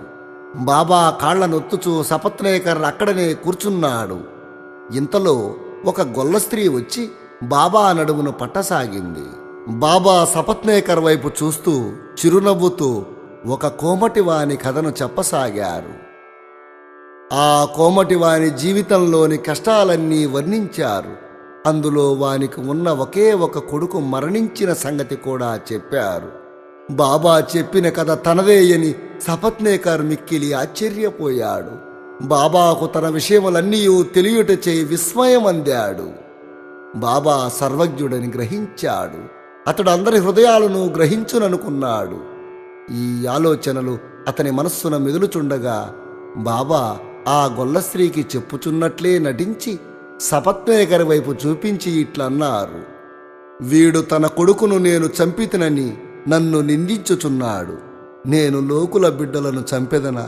ఇతడు మసీదునకు వచ్చి ఏడ్చుచున్నాడేలా? అదే బిడ్డను వీని భార్య గర్భములోకి మరలా తెచ్చెదను అంటూ బాబా అతని తలపై హస్తాన్నుంచి ఓదార్చి ఇలా పలికారు: ఈ పాదములు సనాతనమైనవి, పవిత్రమైనవి. ఇక నీ కష్టములు తీరిపోయినవి. నాయందే నమ్మకముంచుము, నీ మనోభీష్టములు నెరవేరును. బాబా పలుకులు విని సపత్నేకర్ మైమరిచిపోయాడు. బాబా పాదాలను కన్నీటితో కడిగాడు. ఆ తర్వాత కొంతసేపటికి తన బసకు తిరిగిపోయాడు. ఆనాటి నుండి సపత్నేకర్ భార్యా సమేతుడై ప్రతిరోజు నైవేద్యంతో మసీదుకు వచ్చి బాబాకు సమర్పించి వారి వద్ద ప్రసాదం పుచ్చుకునేవాడు. ఒకనాడు ప్రజలు మసీదులో ఎక్కువగా గుమికూడి ఉన్నారు. సపత్నేకర్ మాటమాటికి తోసుకుని వెళ్ళి బాబాకు నమస్కరిస్తున్నాడు. అది గమనించిన బాబా ప్రేమ వినయములతో ఒక్కసారి నమస్కరించిన చాలు అని చెప్పారు. ఆనాటి రాత్రి సపత్నేకర్ బాబా చావడి ఉత్సవాన్ని దర్శించాడు. ఆ ఉత్సవంలో బాబా పాండురంగని వలె అతనికి కనిపించారు. ఆ మరుసటి దినము ఇంటికి పోవునప్పుడు బాబాకు మొదట ₹1 దక్షిణ ఇచ్చి తిరిగి అడిగినచో ₹2 లేదనకుండా ఇవ్వచ్చునని సపత్నేకర్ అనుకున్నాడు. మసీదుకు పోయి ₹1 దక్షిణ ఇవ్వగా బాబా ఇంకొక రూపాయి కూడా అడిగారు. అతడు చెల్లించాడు. బాబా వారిని ఆశీర్వదించి ఇట్లన్నారు: టెంకాయను తీసుకొనుము, నీ భార్య చీర కొంగులో పెట్టుము, హాయిగా పొమ్ము, మనసునందెట్టి ఆందోళనము ఉంచకము అని ఆశీర్వదించి పంపారు. అతడట్లే చేశాడు. 1 సంవత్సరంలో కొడుకు పుట్టాడు. 8 మాసముల శిశువుతో భార్యాభర్తలు షిరిడీకి వచ్చి ఆ శిశువును బాబా పాదములపై పెట్టి ఇట్లు ప్రార్థించారు: ఓ సాయినాథ, నీ బాకీ నెటులు తీర్చుకొనగలమో మాకు తోచకున్నది కనుక మీకు సాష్టాంగ నమస్కారము చేయిచుంటిమి. నిస్సహాయలమగుడచే మమ్ము ఉద్ధరించవలసినది. ఇక మీదట మేము మీ పాదములని ఆశ్రయించెదముగాక. అనేక రకములైన ఆలోచనలు, విషయాలు కలలో కూడా మమ్మల్ని బాధిస్తున్నాయి. మా మనస్సులను నీ భజన వైపు మరల్చి మమ్ము రక్షింపుము అని వేడుకున్నారు. బాబా చిరునవ్వుతో వారిని ఆశీర్వదించారు. ఆ దంపతులు తమ కుమారునికి మురళీధర్ అని పేరు పెట్టారు. తర్వాత భాస్కర్, దినకర్ అని 2 జన్మించారు.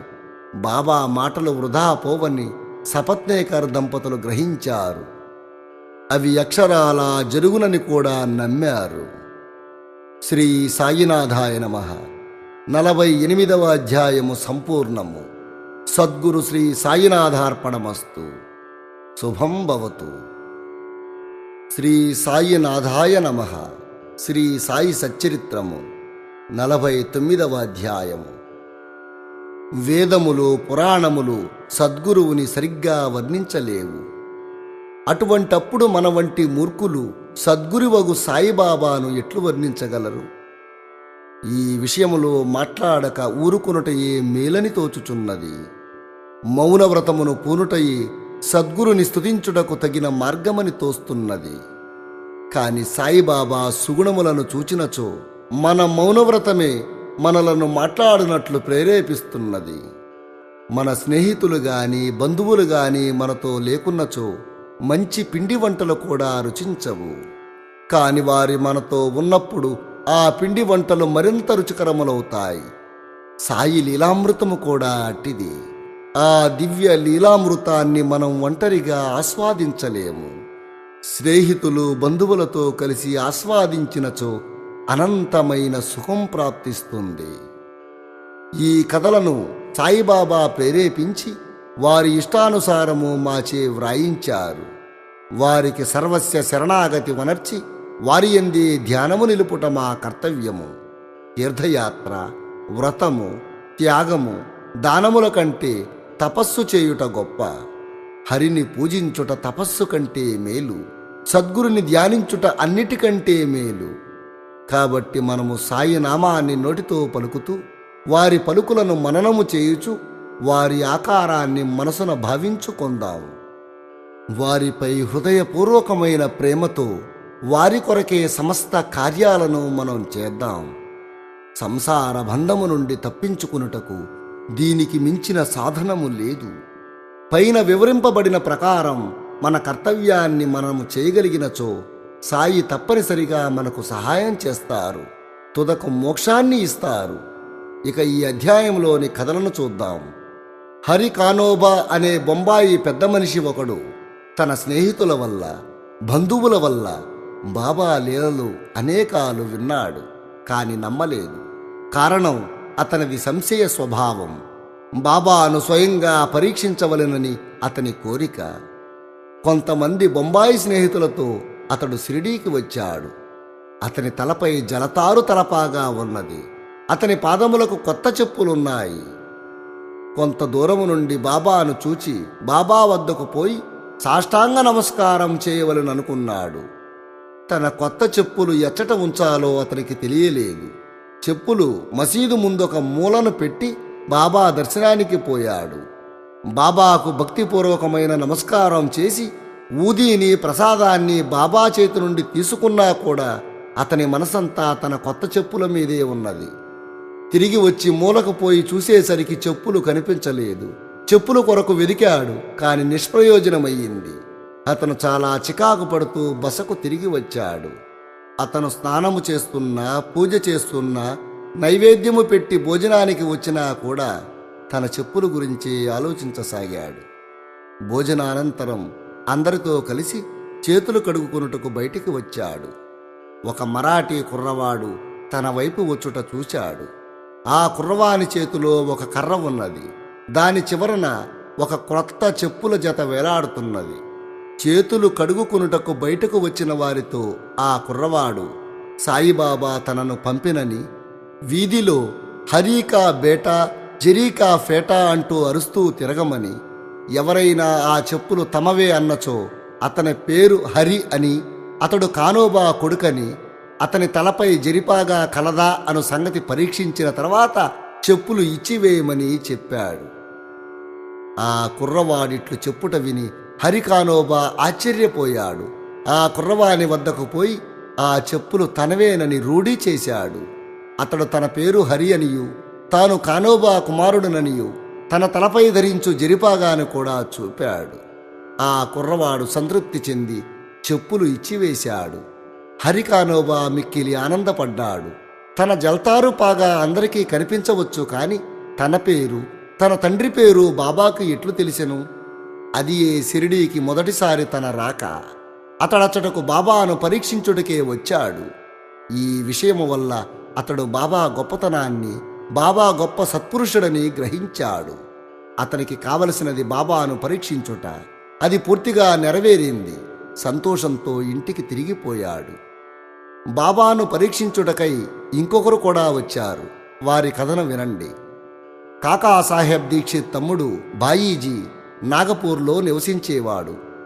1906వ సంవత్సరంలో హిమాలయానికి పోయినప్పుడు సోమదేవస్వామి అనే సాధువుతో అతనికి పరిచయం కలిగింది. ఆ సాధువు గంగోత్రికి దిగువ ఉత్తర కాశీకి చెందినవారు. వారి మఠము హరిద్వారాలో ఉన్నది. ఇద్దరు పరస్పరము తమ చిరునామాలు వ్రాసుకున్నారు. 5 సంవత్సరాల పిమ్మట సోమదేవస్వామి నాగపూరు వచ్చి బాయీజీ ఇంట్లో దిగాడు. బాబా లీలలను విని సంతోషించాడు. షిరిడీకి పోయి బాబాను చూడవలనని అతనికి గట్టి కోరిక కలిగింది. బాయీజీ వద్ద ఒక పరిచయపు ఉత్తరాన్ని తీసుకుని షిరిడీకి వెళ్ళాడు. మన్మాడు, కోపర్గాం దాటిన పిమ్మట టాంగాను బాడుగకు మాట్లాడుకుని షిరిడీకి పోతున్నాడు. మన్మాడు, కోపర్గాం దాటి టాంగా షిరిడీని సమీపిస్తుండగా మసీదుపై 2 పెద్ద జెండాలు సోమిదేవస్వామికి కనిపించాయి. సాధారణంగా యోగులు వేర్వేరు వైఖరులతోనూ, వేర్వేరు జీవన పద్ధతులతోనూ, వేరువేరు బాహ్య అలంకారాలతోనూ ఉందురు. కానీ పై పై గుర్తులు బట్టి ఏ యోగి యొక్క గొప్పతనాన్ని కనిపెట్టలేము. సోమదేవస్వామికి ఇదంతయు వేరే పందాగా తోచింది. 2 పతాకాలు ఎగురుట చూడగానే తనలో తాను, ఈ యోగి జెండాల ఎందేల మక్కువ చూపవలెను, అది యోగికి తగినది కాదు. దీనిని బట్టి ఈ యోగి కీర్తి కొరకు పాటుపడుచున్నట్లు తోచుచున్నది అనుకున్నాడు. ఇట్లు ఆలోచిస్తూ షిరిడీకి పోవుట మానుకుని నిశ్చయించినట్లు తనతో ఉన్న ఇతర యాత్రికులతో చెప్పాడు. వారు అతనితో ఇట్లన్నారు: అట్లయినా ఇంత దూరము వచ్చితివేళ, జెండాలను చూచినంతలో నీ మనస్సు చికాకు పడినచో షిరిడీలో రథము, పల్లకి, గుర్రము మొదలగు బాహ్యాలంకారములు చూచినచో మరెంత చికాకు పొందెదవు అన్నారు. సోమదేవస్వామి గాబరా పడి ఇట్లన్నాడు: గుర్రములతోనూ పల్లకీతోనూ జట్కాలతోనూ గల సాధువులను నేనెచ్చటా చూచి ఉండలేదు. అట్టి సాధువులను చూచుట కంటే తిరిగిపోవుటయే మేలు అనుకున్నాడు. ఇట్లనుచు తిరుగు ప్రయాణానికి సిద్ధమయ్యాడు. తక్కిన తోటి ప్రయాణికులు అతనిని తన ప్రయత్నమును మాని షిరిడీకి పొమ్మన్నారు. అట్టి వక్ర ఆలోచనను మానమన్నారు. బాబా జెండాలను గాని, తక్కిన వస్తువులను గాని, ఆడంబరములను గాని, కీర్తిని గాని లక్ష్య పెట్టని వారు అని చెప్పారు. అవన్నీ భక్తులు సమర్పించినవే గాని ఆయనకు ఏ సంబంధము లేదన్నారు. వారి భక్తి ప్రేమల కొలది వారు వాటిని కూర్చారని చెప్పారు. తుట్టతుదకు ప్రయాణాన్ని సాగించి షిరిడీకి పోయి సాయిబాబాను చూచేటట్లు చేశారు. సోమదేవస్వామి మసీదు దిగువ నుంచే బాబాను దర్శించగానే అతని మనస్సు చెలించిపోయింది. అతని కండ్లు నీటితో నిండిపోయాయి. గొంతు ఆర్చుకొని పోయింది. అతని కుంటి ఆలోచనలన్నీ అడుగంటిపోయాయి. ఎచ్చట మనస్సు శాంతించి ఆనందాన్ని పొంది ఆకర్షింపబడునో అదే మనము విశ్రాంతి పొందవలసిన స్థలము అని సోమదేవస్వామి తన గురువు చెప్పిన మాటను జ్ఞాపకం చేసుకున్నాడు. అతడు బాబా పాదధూళిలో దొర్లాడుటకు తహతహలాడాడు. బాబా దర్శనం కొరకు దగ్గరికి పోగానే బాబా కోపంతో, ఈ జెండాలను ప్రదర్శించుకునే సాధువును చూడడానికి ఏమున్నది? మా వేషము మా దగ్గరనే ఉండని, నీ ఇంటికి నీవు పొమ్ము, తిరిగి మసీదుకు రావద్దు. ఎవరైతే మసీదుపై జెండా ఎగరవేయుచున్నారో అట్టివారి దర్శనాన్ని ఎందుకు చేయవలెను? ఇక్కడొక నిమిషం కూడా ఉండవద్దు అని కోపగించుకున్నారు. సోమదేవస్వామి మిగులు ఆశ్చర్యపడ్డాడు. బాబా తన మనస్సును గ్రహించి బయటకు ప్రకటించుచున్నారని తెలుసుకున్నాడు. బాబా ఎంత సర్వజ్ఞుడో, ఎంతటి మహానుభావుడో గ్రహించాడు. బాబా కొందరిని కౌగులించుకొనుట, కొందరిని ఆశీర్వదించుట, కొందరిని ఓదార్చుట, కొందరి వైపు దాక్షిణ్యముతో చూచుట, కొందరి వైపు చూచి నవ్వుట, ఊదీ ప్రసాదాన్ని ఇచ్చుట, ఇట్లు అందరినీ ఆనందింపజేసి సంతృప్తిపరచుట చూచి తననొక్కరినే ఏల ఇంత కఠినంగా చూచుచున్నారో అతనికి తెలియలేదు. తీవ్రంగా ఆలోచించి బాబా చేయునదంతయు తన అంతరంగమునున్న దానితో సరిగ్గా ఉన్నదని గ్రహించాడు. దానివల్ల పాఠము నేర్చుకుని వృద్ధి పొందుటకు ప్రయత్నించవలనని గ్రహించాడు. తాను బాబాను నిందించనందువల్లే బాబా తనపై కోపించాడని గ్రహించాడు. కొన్నాళ్ల సేవ తర్వాత బాబా అతనిని ఆశీర్వదించాడు. అతడు బాబాకు గొప్ప భక్తుడయ్యాడు. ఈ అధ్యాయమును హేమాడ్ పంతు నానాసాహెబ్ చందోర్కర్ కథతో ముగించారు. ఒకనాడు సాయిబాబా మసీదులో మహల్సాపతి మొదలగు వారితో కూర్చుని ఉండగా బీజాపూరు నుండి ఒక మహమ్మదీయుడు కుటుంబంతో బాబాను దర్శించడానికి వచ్చాడు. అతనితో ఘోషా స్త్రీలు ఉండుటచే నానాసాహెబ్ అచ్చటి నుంచి లేవబోయాడు. కాని బాబా అతనిని వారించాడు. స్త్రీలు వచ్చి బాబా దర్శనాన్ని చేసుకున్నారు.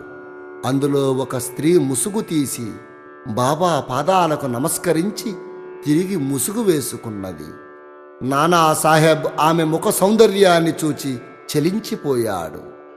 నానా యొక్క చాంచల్యాన్ని చూచి స్త్రీలు వెళ్ళిపోయిన పిమ్మట బాబా నానాతో ఇట్లన్నారు: నానా, అనవసరంగా చికాకు పడుచుంటివేళ ఇంద్రియములను వాని పనులను చేయనిమ్ము. అవి చేయు పనులలో మనము జోక్యము కలుగజేసుకోకూడదు.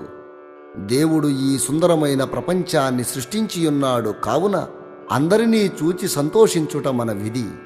క్రమంగా మెల్లగా మనస్సు స్థిరపడి శాంతిస్తుంది.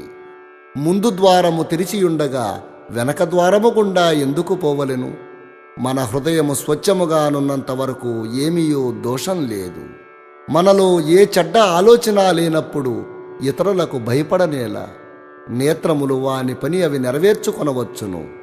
నీవు సిగ్గుపడి బెదరవలదు అని చెప్పారు. శ్యామ అచ్చటనే ఉన్నాడు, కాని బాబా చెప్పిన దానిని గ్రహించలేకపోయాడు. ఇంటికి పోవుదారిలో శ్యామ ఆ విషయమై నానాను అడిగాడు.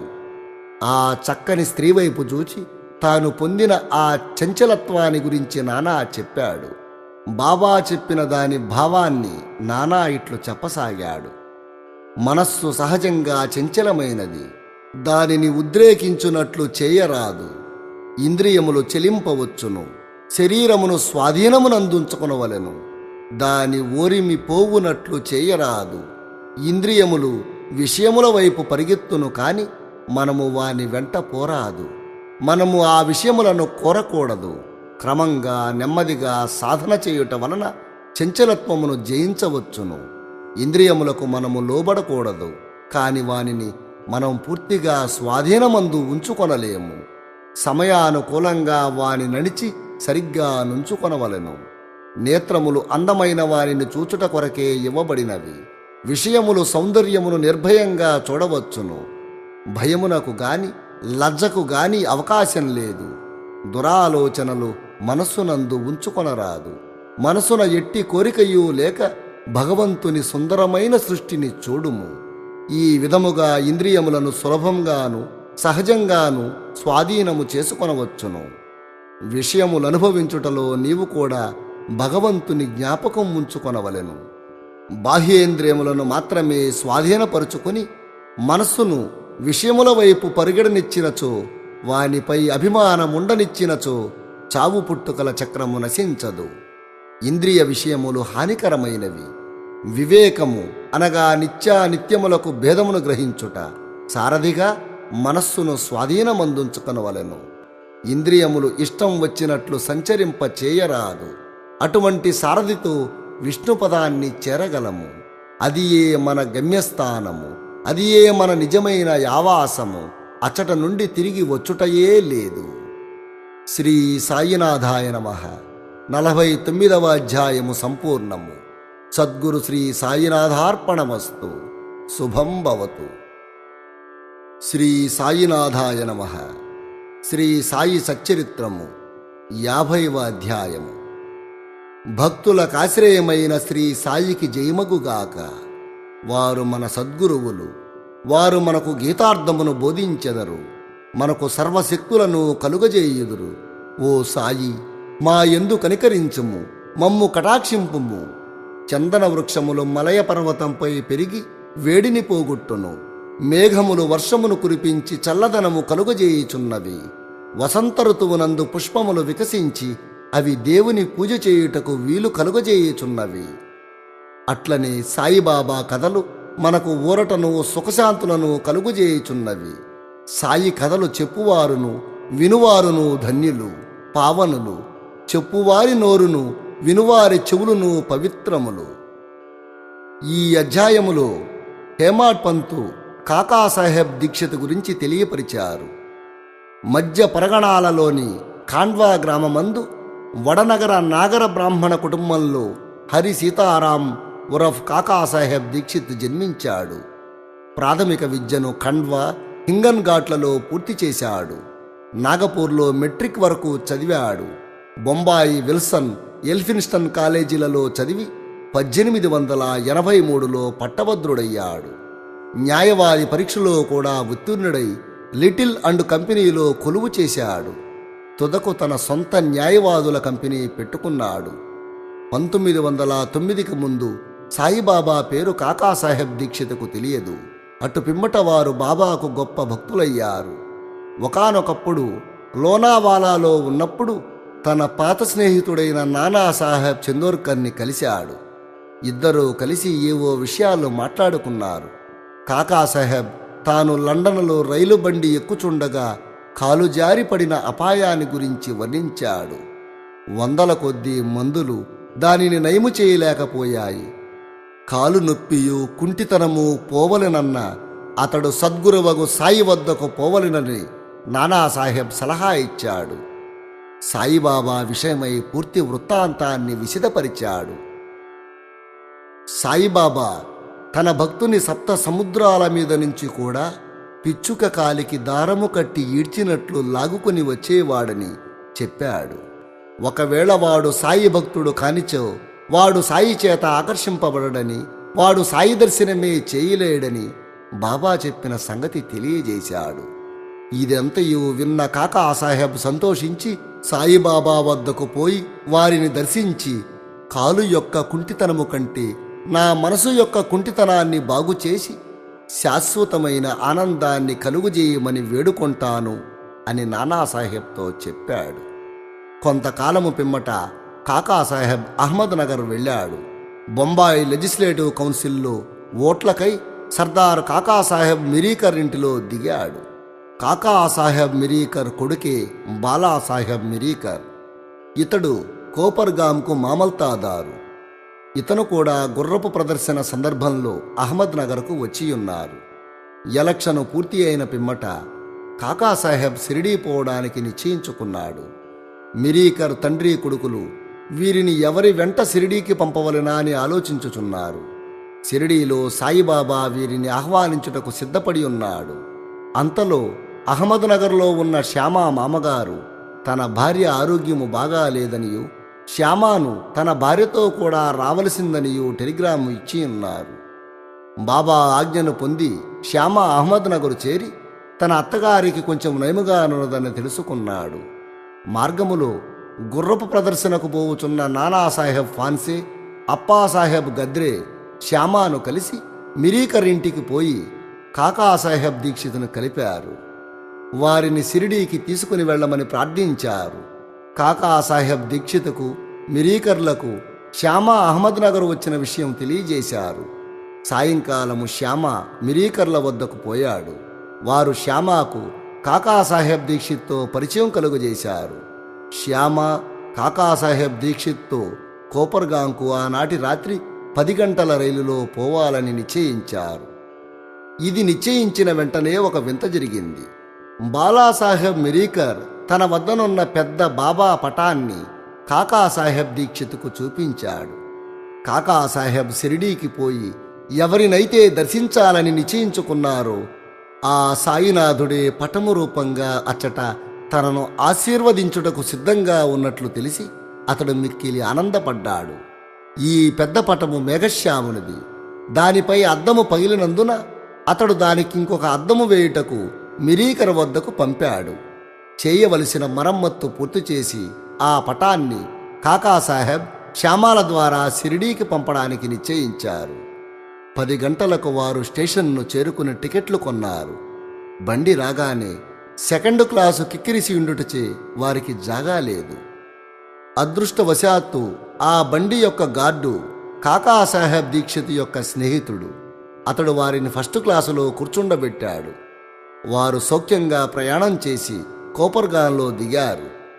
వారు బండి దిగగానే అక్కడ నానాసాహెబ్ చందోర్కర్ కనిపించాడు. ఆయన కూడా షిరిడీకి పోవడానికి అక్కడ ఉన్నాడు. అందరూ ఆనందించారు. కాకాసాహెబ్ దీక్షిత్, నానాసాహెబ్ చందోర్కర్ కౌగులించుకున్నారు.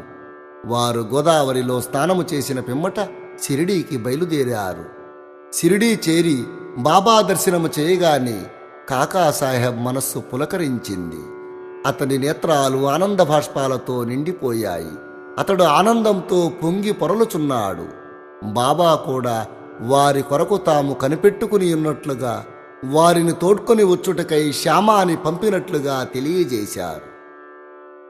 పిమ్మట కాకాసాహెబ్ బాబాతో ఎన్నో సంవత్సరాలు సంతోషంగా గడిపాడు. షిరిడీలో ఒక భవంతిని కట్టి దానినే తన నివాస స్థలంగా చేసుకున్నాడు. అతడు బాబా వల్ల పొందిన అనుభవాలు లెక్కలేనన్ని కలవు. వాటి అన్నింటినీ ఇచ్చట పేర్కొనలేము. ఈ కథను బాబా వాగ్దానంతో ముగించెదము. బాబా కాకాసాహెబ్ దీక్షిత్తో అంత్యకాలమున నిన్ను విమానములో తీసుకుపోయేదను అని వాగ్దానమిచ్చారు. ఆ వాగ్దానం సత్యమైంది. ఎన్నో సంవత్సరాలు బాబాతో ప్రగాఢమైన అనుబంధాన్ని పెంచుకున్న కాకాసాహెబ్ దీక్షిత్ బాబా అనుగ్రహం వల్ల సునాయాసంగా తన జీవనయాత్రను ముగించాడు. అది 1926వ సంవత్సరం జూలై 5వ తేదీన అతడు హేమాడ్ పంతుతో కలిసి రైలులో ప్రయాణిస్తున్నాడు. ఆ ప్రయాణంలో హేమాడ్ పంతుతో కలిసి బాబా గురించి మాట్లాడుతూ, బాబా లీలల గురించి ముచ్చటించుకుంటూ, సాయిబాబా ఎందే మనస్సు లీనం చేసిన క్షణంలో తన శిరస్సును హేమాడ్ పంతు భుజంపై వాల్చి ఏ బాధయూ లేకుండా, ఎట్టి చికాకు పొందకుండా ప్రాణములను విడిచాడు. యోగులు ఒకరినొకరు అన్నదమ్ముల వలె ప్రేమించుకునిదరు. ఒకానొకప్పుడు శ్రీ వాసుదేవానంద సరస్వతి స్వాముల వారు రాజమండ్రిలో మకాం చేశారు. ఆయన గొప్ప నైష్ఠికుడు, పూర్వాచార పరాయణుడు, జ్ఞాని, దత్తాత్రేయుని యోగి భక్తుడు. నాందేడు ప్లీడరగు పుండలీకరావు వారిని చూచుటకై కొంతమంది స్నేహితులతో కలిసి రాజమండ్రికి వెళ్ళాడు. వారు స్వాముల వారితో మాట్లాడుచున్నప్పుడు సాయిబాబా పేరు, షిరిడీ పేరు ప్రస్తావనలోకి వచ్చింది. బాబా పేరు విని స్వామి చేతులు జోడించి ఒక టెంకాయను తీసి పుండలీకరావుకిచ్చి ఇట్లన్నారు, దీనిని నా సోదరుడగు సాయికి నా నమస్కారములతో కలిపి అర్పింపుము. నన్ను మరువవద్దని వేడుము, నా యందు ప్రేమ చూపుమనుము అన్నారు. స్వాములు సాధారణంగా ఇతరులకు నమస్కరించరు. కాని బాబా విషయం వేరు. ఆయన సమర్థ సద్గురుడు. పుండలీకరావు ఆ టెంకాయను సమాచారమును షిరిడీకి తీసుకుని పోవుటకు సమ్మతించాడు.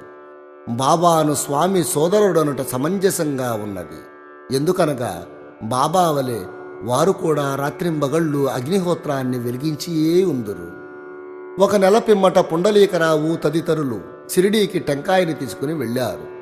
వారు మన్మాడు చేరారు. దాహము వేయుటచే ఒక సెలయేరు కడకు పోయారు. పరగడుపున నీళ్లు త్రాగకూడదని కారపు అటుకులు ఉపాహారం చేశారు. అవి మిక్కిలి కారంగా నుండుటచే టెంకాయను పగలగొట్టి దాని కోరును అందులో కలిపి అటుకులను రుచికరంగా చేశారు. దురదృష్టవశాత్తు ఆ కొట్టిన టెంకాయ స్వాములు వారు పుండలీకరావుకు ఇచ్చినదే. షిరిడీ చేరేటప్పటికి పుండలీకరావుకి ఈ విషయం గుర్తుకు వచ్చింది. అతడు చాలా విచారించాడు. భయంతో వణుకుతూ సాయిబాబా వద్దకు వెళ్ళాడు. టెంకాయ విషయం అప్పటికే సర్వజ్ఞుడగు బాబా గ్రహించాడు. బాబా వెంటనే తన సోదరుడగు టెంబే స్వామి పంపిన టెంకాయను తెమ్మన్నాడు. పుండలీకరావు బాబా పాదములు గట్టిగా పట్టుకుని తన తప్పును అలక్ష్యాన్ని వెళ్ళిబుచ్చుచు పశ్చాత్తాపపడుతూ బాబాని క్షమాపణ కోరుకున్నాడు. దానికి బదులు ఇంకొక టెంకాయని సమర్పిస్తానన్నాడు. కాని బాబా అందుకు సమ్మతించలేదు. ఆ టెంకాయ విలువ సాధారణ టెంకాయ కంటే ఎన్నో రెట్లనియు దాని విలువకు సరిపోవునది ఇంకొకటి లేదని చెబుతూ నిరాకరించాడు. కాసేపటికి బాబా శాంతించి ఇట్లన్నారు, ఈ విషయమై నీవేమాత్రమూ చింతింపనవసరము లేదు. అది నా సంకల్పము ప్రకారము నీకివ్వబడినది. తుదకు దారిలో పగలగొట్టబడినది. దానికి నీవే కర్తయని ఎందుకనుకుందువు? మంచిగాని చెడ్డగాని చేయుటకు నీవు కర్తవని అనుకొనరాదు. గర్వహంకారరహితుడవై ఉండుము. అప్పుడే నీ పరచింతన అభివృద్ధి చెందుతుంది. ఎంత చక్కగా బాబా ఈ వేదాంత విషయాన్ని బోధించాడో గమనించండి. బొంబాయికి దగ్గరున్న శాంతాక్రజులో పఠారే ప్రభుజాతికి చెందిన బాలారాం ధురంధర్ అనేవాడున్నాడు. వాడు బొంబాయి హైకోర్టులో న్యాయవాది. కొన్నాళ్లు బొంబాయి న్యాయశాస్త్ర కళాశాలకు ప్రిన్సిపాలుగా ఉన్నాడు. ధురంధర్ కుటుంబంలోని వారందరూ భక్తులు, పవిత్రులు, భగవచ్చింతన గలవారు. బాలారాం తన జాతికి సేవ చేసెను. ఆ విషయమై ఒక గ్రంథాన్ని వ్రాసెను. అటు పిమ్మట తన దృష్టిని మతము, ఆధ్యాత్మిక విషయముల వైపు మరలించాడు. గీతను, జ్ఞానేశ్వరిని, వేదాంత గ్రంథాలను, బ్రహ్మ విద్య మొదలగు వానిని చదివాడు. అతడు పండరీపుర విఠోబా భక్తుడు. అతనికి 1912లో సాయిబాబాతో పరిచయం కలిగింది. 6 నెలలకు పూర్వము తన సోదరులకు బాబూజీయును, వామనరావు షిరిడీకి పోయి బాబా దర్శనం చేశారు. ఇంటికి వచ్చి వారి అనుభవాలను బాలారాంకు, ఇతరులకు చెప్పారు. ఆ మాటలు విని అందరూ బాబాని చూడడానికి నిశ్చయించుకున్నారు. వారు షిరిడీకి రాకమునిపే బాబా అక్కడ షిరిడీలో ఇట్లు చెప్పారు, ఈ రోజున నా దర్బారుకు జనులు వచ్చుచున్నారు. దురంధర సోదరులు తమ రాకను బాబాకు తెలియజేయనప్పటికీ బాబా పలికిన పలుకులు ఇతరుల వలన విని విస్మయముందారు. తక్కిన వారందరూ బాబాకు సాష్టాంగ నమస్కారం చేసి వారితో మాట్లాడుతూ కూర్చుని ఉన్నారు. బాబా వారితో ఇట్లన్నారు: వీరే నా దర్బారు జనులు. ఇంతకుముందు వీరి రాకయే మీకు చెప్పియుంటిని అని దురంధర సోదరులతో ఇట్లన్నారు బాబా. గత 60 తరముల నుండి మనం ఒకరికొకరం పరిచయం గలవారము. బాబా మాటలు విని సోదరులందరూ వినయ విధేయతలతో సాష్టాంగ నమస్కారాలు చేశారు. భోజనానంతరము కొంత విశ్రమించి తిరిగి మసీదుకు వచ్చారు. బాలారాం బాబాకు దగ్గరగా కూర్చుని బాబా పాదాలు ఒత్తుచున్నాడు. బాబా చిలుము త్రాగుచూ దానిని బాలారాంకిచ్చి పీల్చమన్నారు. బాలారాం చిలుము పీల్చుటకు అలవాటు లేదు. అయినప్పటికీ దానిని అందుకుని కష్టంతో పీల్చాడు. దానిని తిరిగి నమస్కారాలతో బాబాకి అందజేశాడు. ఇదియే బాలారాంకు శుభ సమయము. అతడు 6 సంవత్సరాల నుండి ఉబ్బసము వ్యాధితో బాధపడుతున్నాడు. ఈ పొగ అతని వ్యాధిని పూర్తిగా నయం చేసింది. అది అతనిని తిరిగి బాధ పెట్టలేదు. 6 సంవత్సరాల తర్వాత ఒకనాడు ఉబ్బసం మరలా వచ్చింది. అదే రోజు అదే సమయమందు బాబా మహాసమాధి చెందారు. వారు షిరిడీకి వచ్చినది గురువారము. ఆ రాత్రి బాబా చావడి ఉత్సవము చూచు భాగ్యము దురంధర సోదరులకు కలిగింది. చావడిలో హారతి సమయాన బాలారాంకు బాబా ముఖమునందు పాండురంగని తేజస్సు కనిపించింది. ఆ మరుసటి రోజు ఉదయం కాకడహారతి సమయంలో కూడా అదే కాంతిని, పాండురంగ విటలుని ప్రకాశాన్ని బాబా ముఖమునందు బాలారాం దర్శించాడు.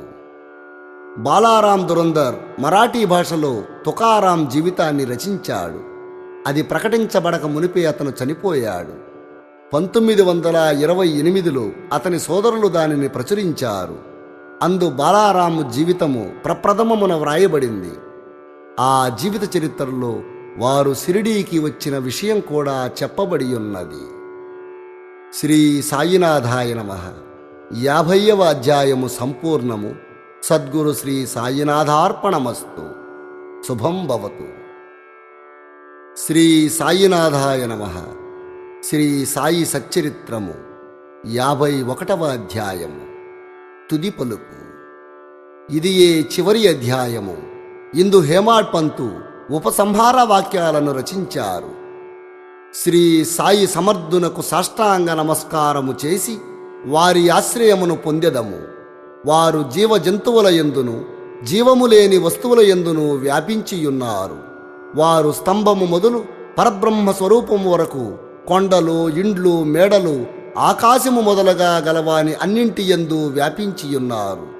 జీవరాశి ఎందంతటను కూడా వ్యాపించియున్నారు. భక్తులందరూ వారికి సమానమే. వారికి మానావమానములు లేవు. వారికిష్టమైనవి అయిష్టమైనవి లేవు. వారినే జ్ఞాపకముంచుకుని వారి శరణు పొందినచో వారు మన కోరికలన్నింటినీ నెరవేర్చి మన జీవిత పరమావధిని పొందునట్లు చేసెదరు. ఈ సంసారమనే మహాసముద్రమును దాటుట మహాకష్టము. విషయ సుఖములనడి కెరటములు దురాలోచనలనే ఒడ్డును తాకుచు ధైర్యమను చెట్లను కూడా విరగగొట్టుచుండును. అహంకారమనే గాలి తీవ్రంగా వీచి మహాసముద్రాన్ని కూడా కల్లోలపరుచును. కోపము, అసూయ అనడి ముసళ్ళు నిర్భయంగా సంచరించును. అచ్చట నేను, నాది అను సుడిగుండాలను, ఇతర సంశయాలను గిర్రున తిరుగుచుండును. పరనింద, అసూయ, ఓర్వలేనితనం అనే చేపలు అచ్చట ఆడుచుండును. ఈ మహాసముద్రము భయంకరమైనప్పటికీ సాయి సద్గురువు దానికి అగస్త్యుని వంటివారు, అనగా నాశనము చేయువారు. సాయి భక్తులకు దీనివల్ల భయమేమీ ఉండదు. ఈ మహాసముద్రమును దాటుటకు మన సద్గురువు నావ వంటివారు. వారు మనలను సురక్షితంగా దాటించెదరు. ప్రార్థన. మనమిప్పుడు సాయిబాబాకు సాష్టాంగ నమస్కారము చేసి వారి పాదములు పట్టుకుని సర్వజనుల కొరకు ఈ క్రింది ప్రార్థనము చేసెదము. ఓ సాయినాథ, మా మనస్సు అటూనిటూ సంచారము చేయకుండుగాక. నీవు దప్ప మరి ఏమియూ కోరకుండుగాక. ఈ సచ్చరిత్రము ప్రతి గృహమందుండుగాక. దీనిని ప్రతినిత్యము పారాయణ శ్రవణము చేసెదముగాక. ఎవరైతే దీనిని నిత్యము పారాయణ చేసెదరో వారి ఆపదలు తొలగిపోవుగాక. ఈ గ్రంథమును పారాయణ చేసినచో కలుగు ఫలితములు గూర్చి కొంచెము చెప్పుదము. పవిత్ర గోదావరిలో స్నానము చేసి షిరిడీలో సమాధిని దర్శించి సాయి సచ్చరిత్రము పారాయణ చేయుటకు ప్రారంభింపుము. నీవిట్లు చేసినచో నీకున్న ముప్పేటల కష్టములు తొలగిపోవును. శ్రీ సాయి కథలను అలవోకగా విన్నను ఆధ్యాత్మిక జీవితమునందు శ్రద్ధ కలుగును. ఇంకను ఈ సాయి చరిత్రాన్ని ప్రేమతో పారాయణ చేయుచున్నచో మన పాపములన్నీయూ నశించును. జనన మరణములనే చక్రము నుండి తప్పించుకొనవలెనన్నచో సాయి లీలలను చదువుము. వానినెల్లప్పుడూ జ్ఞాపకముంచుకొనుము. వారి పాదములనే ఆశ్రయించుము. వానినే భక్తితో పూజింపుము. సాయి లీలలనే సముద్రములో మునిగి వానిని ఇతరులకు చెప్పినచో అందు కొత్త సంగతులను గ్రహించగలవు. అవి వినువారిని పాపముల నుండి రక్షించగలవు. శ్రీ సాయి సగుణ స్వరూపమునే ధ్యానించినచో క్రమముగా అది నిష్క్రమించి ఆత్మ సాక్షాత్కారానికి దారి చూపుతుంది. ఆత్మ సాక్షాత్కారమును పొందుట బహు కష్టము. కాని నీవు సగుణ స్వరూపము ద్వారా పోయినచో నీ ప్రగతి సులభమగును. భక్తుడు వారిని సర్వస్య శరణాగతి వేడినచో అతడు తాను అని దానిని పోగొట్టుకుని నది సముద్రములో కలిగినట్లు భగవంతునిలో ఐక్యముగును. జాగృతి, స్వప్న, సుషుప్త్యావస్థలలో ఏదైనను ఒక్క అవస్థలో వారి యందు లీనమైనచో సంసార బంధము నుండి తప్పించుకొనవచ్చు. స్నానము చేసిన పిమ్మట ఎవరు దీనిని భక్తి ప్రేమలతో పూర్తి నమ్మకంతో పారాయణము శ్రవణము చేసి వారము రోజులలో ముగింతురో వారి ఆపదలన్నీయూ నశించగలవు. ఈ సాయి సచ్చరిత్రను పారాయణ చేసిన లేక శ్రవణం చేసిన ఉత్తమ ఫలితాన్ని సాధించవచ్చు. వారి వారి భక్తి నమ్మకాలపై ఫలము ఆధారపడి ఉన్నది. ఈ భక్తి విశ్వాసము లేనిచో ఏ అనుభవము కలగదు. దీనిని శ్రద్ధతో పారాయణ చేసినచో శ్రీ సాయి ప్రీతి చెందును. నీ అజ్ఞానమును పేదరికమును నిర్మూలించి నీకు జ్ఞానము ఐశ్వర్యాలను ప్రసాదించును. కేంద్రీకరించిన మనస్సుతో ప్రతిరోజు ఒక అధ్యాయమును పారాయణ చేసినచో అది అపరిమిత ఆనందాన్ని కలుగజేయును.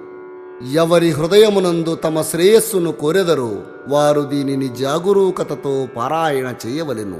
అప్పుడతడు శ్రీ సాయిని కృతజ్ఞతతో సంతసముతో జన్మ జన్మముల వరకు మదిలో ఉంచుకును.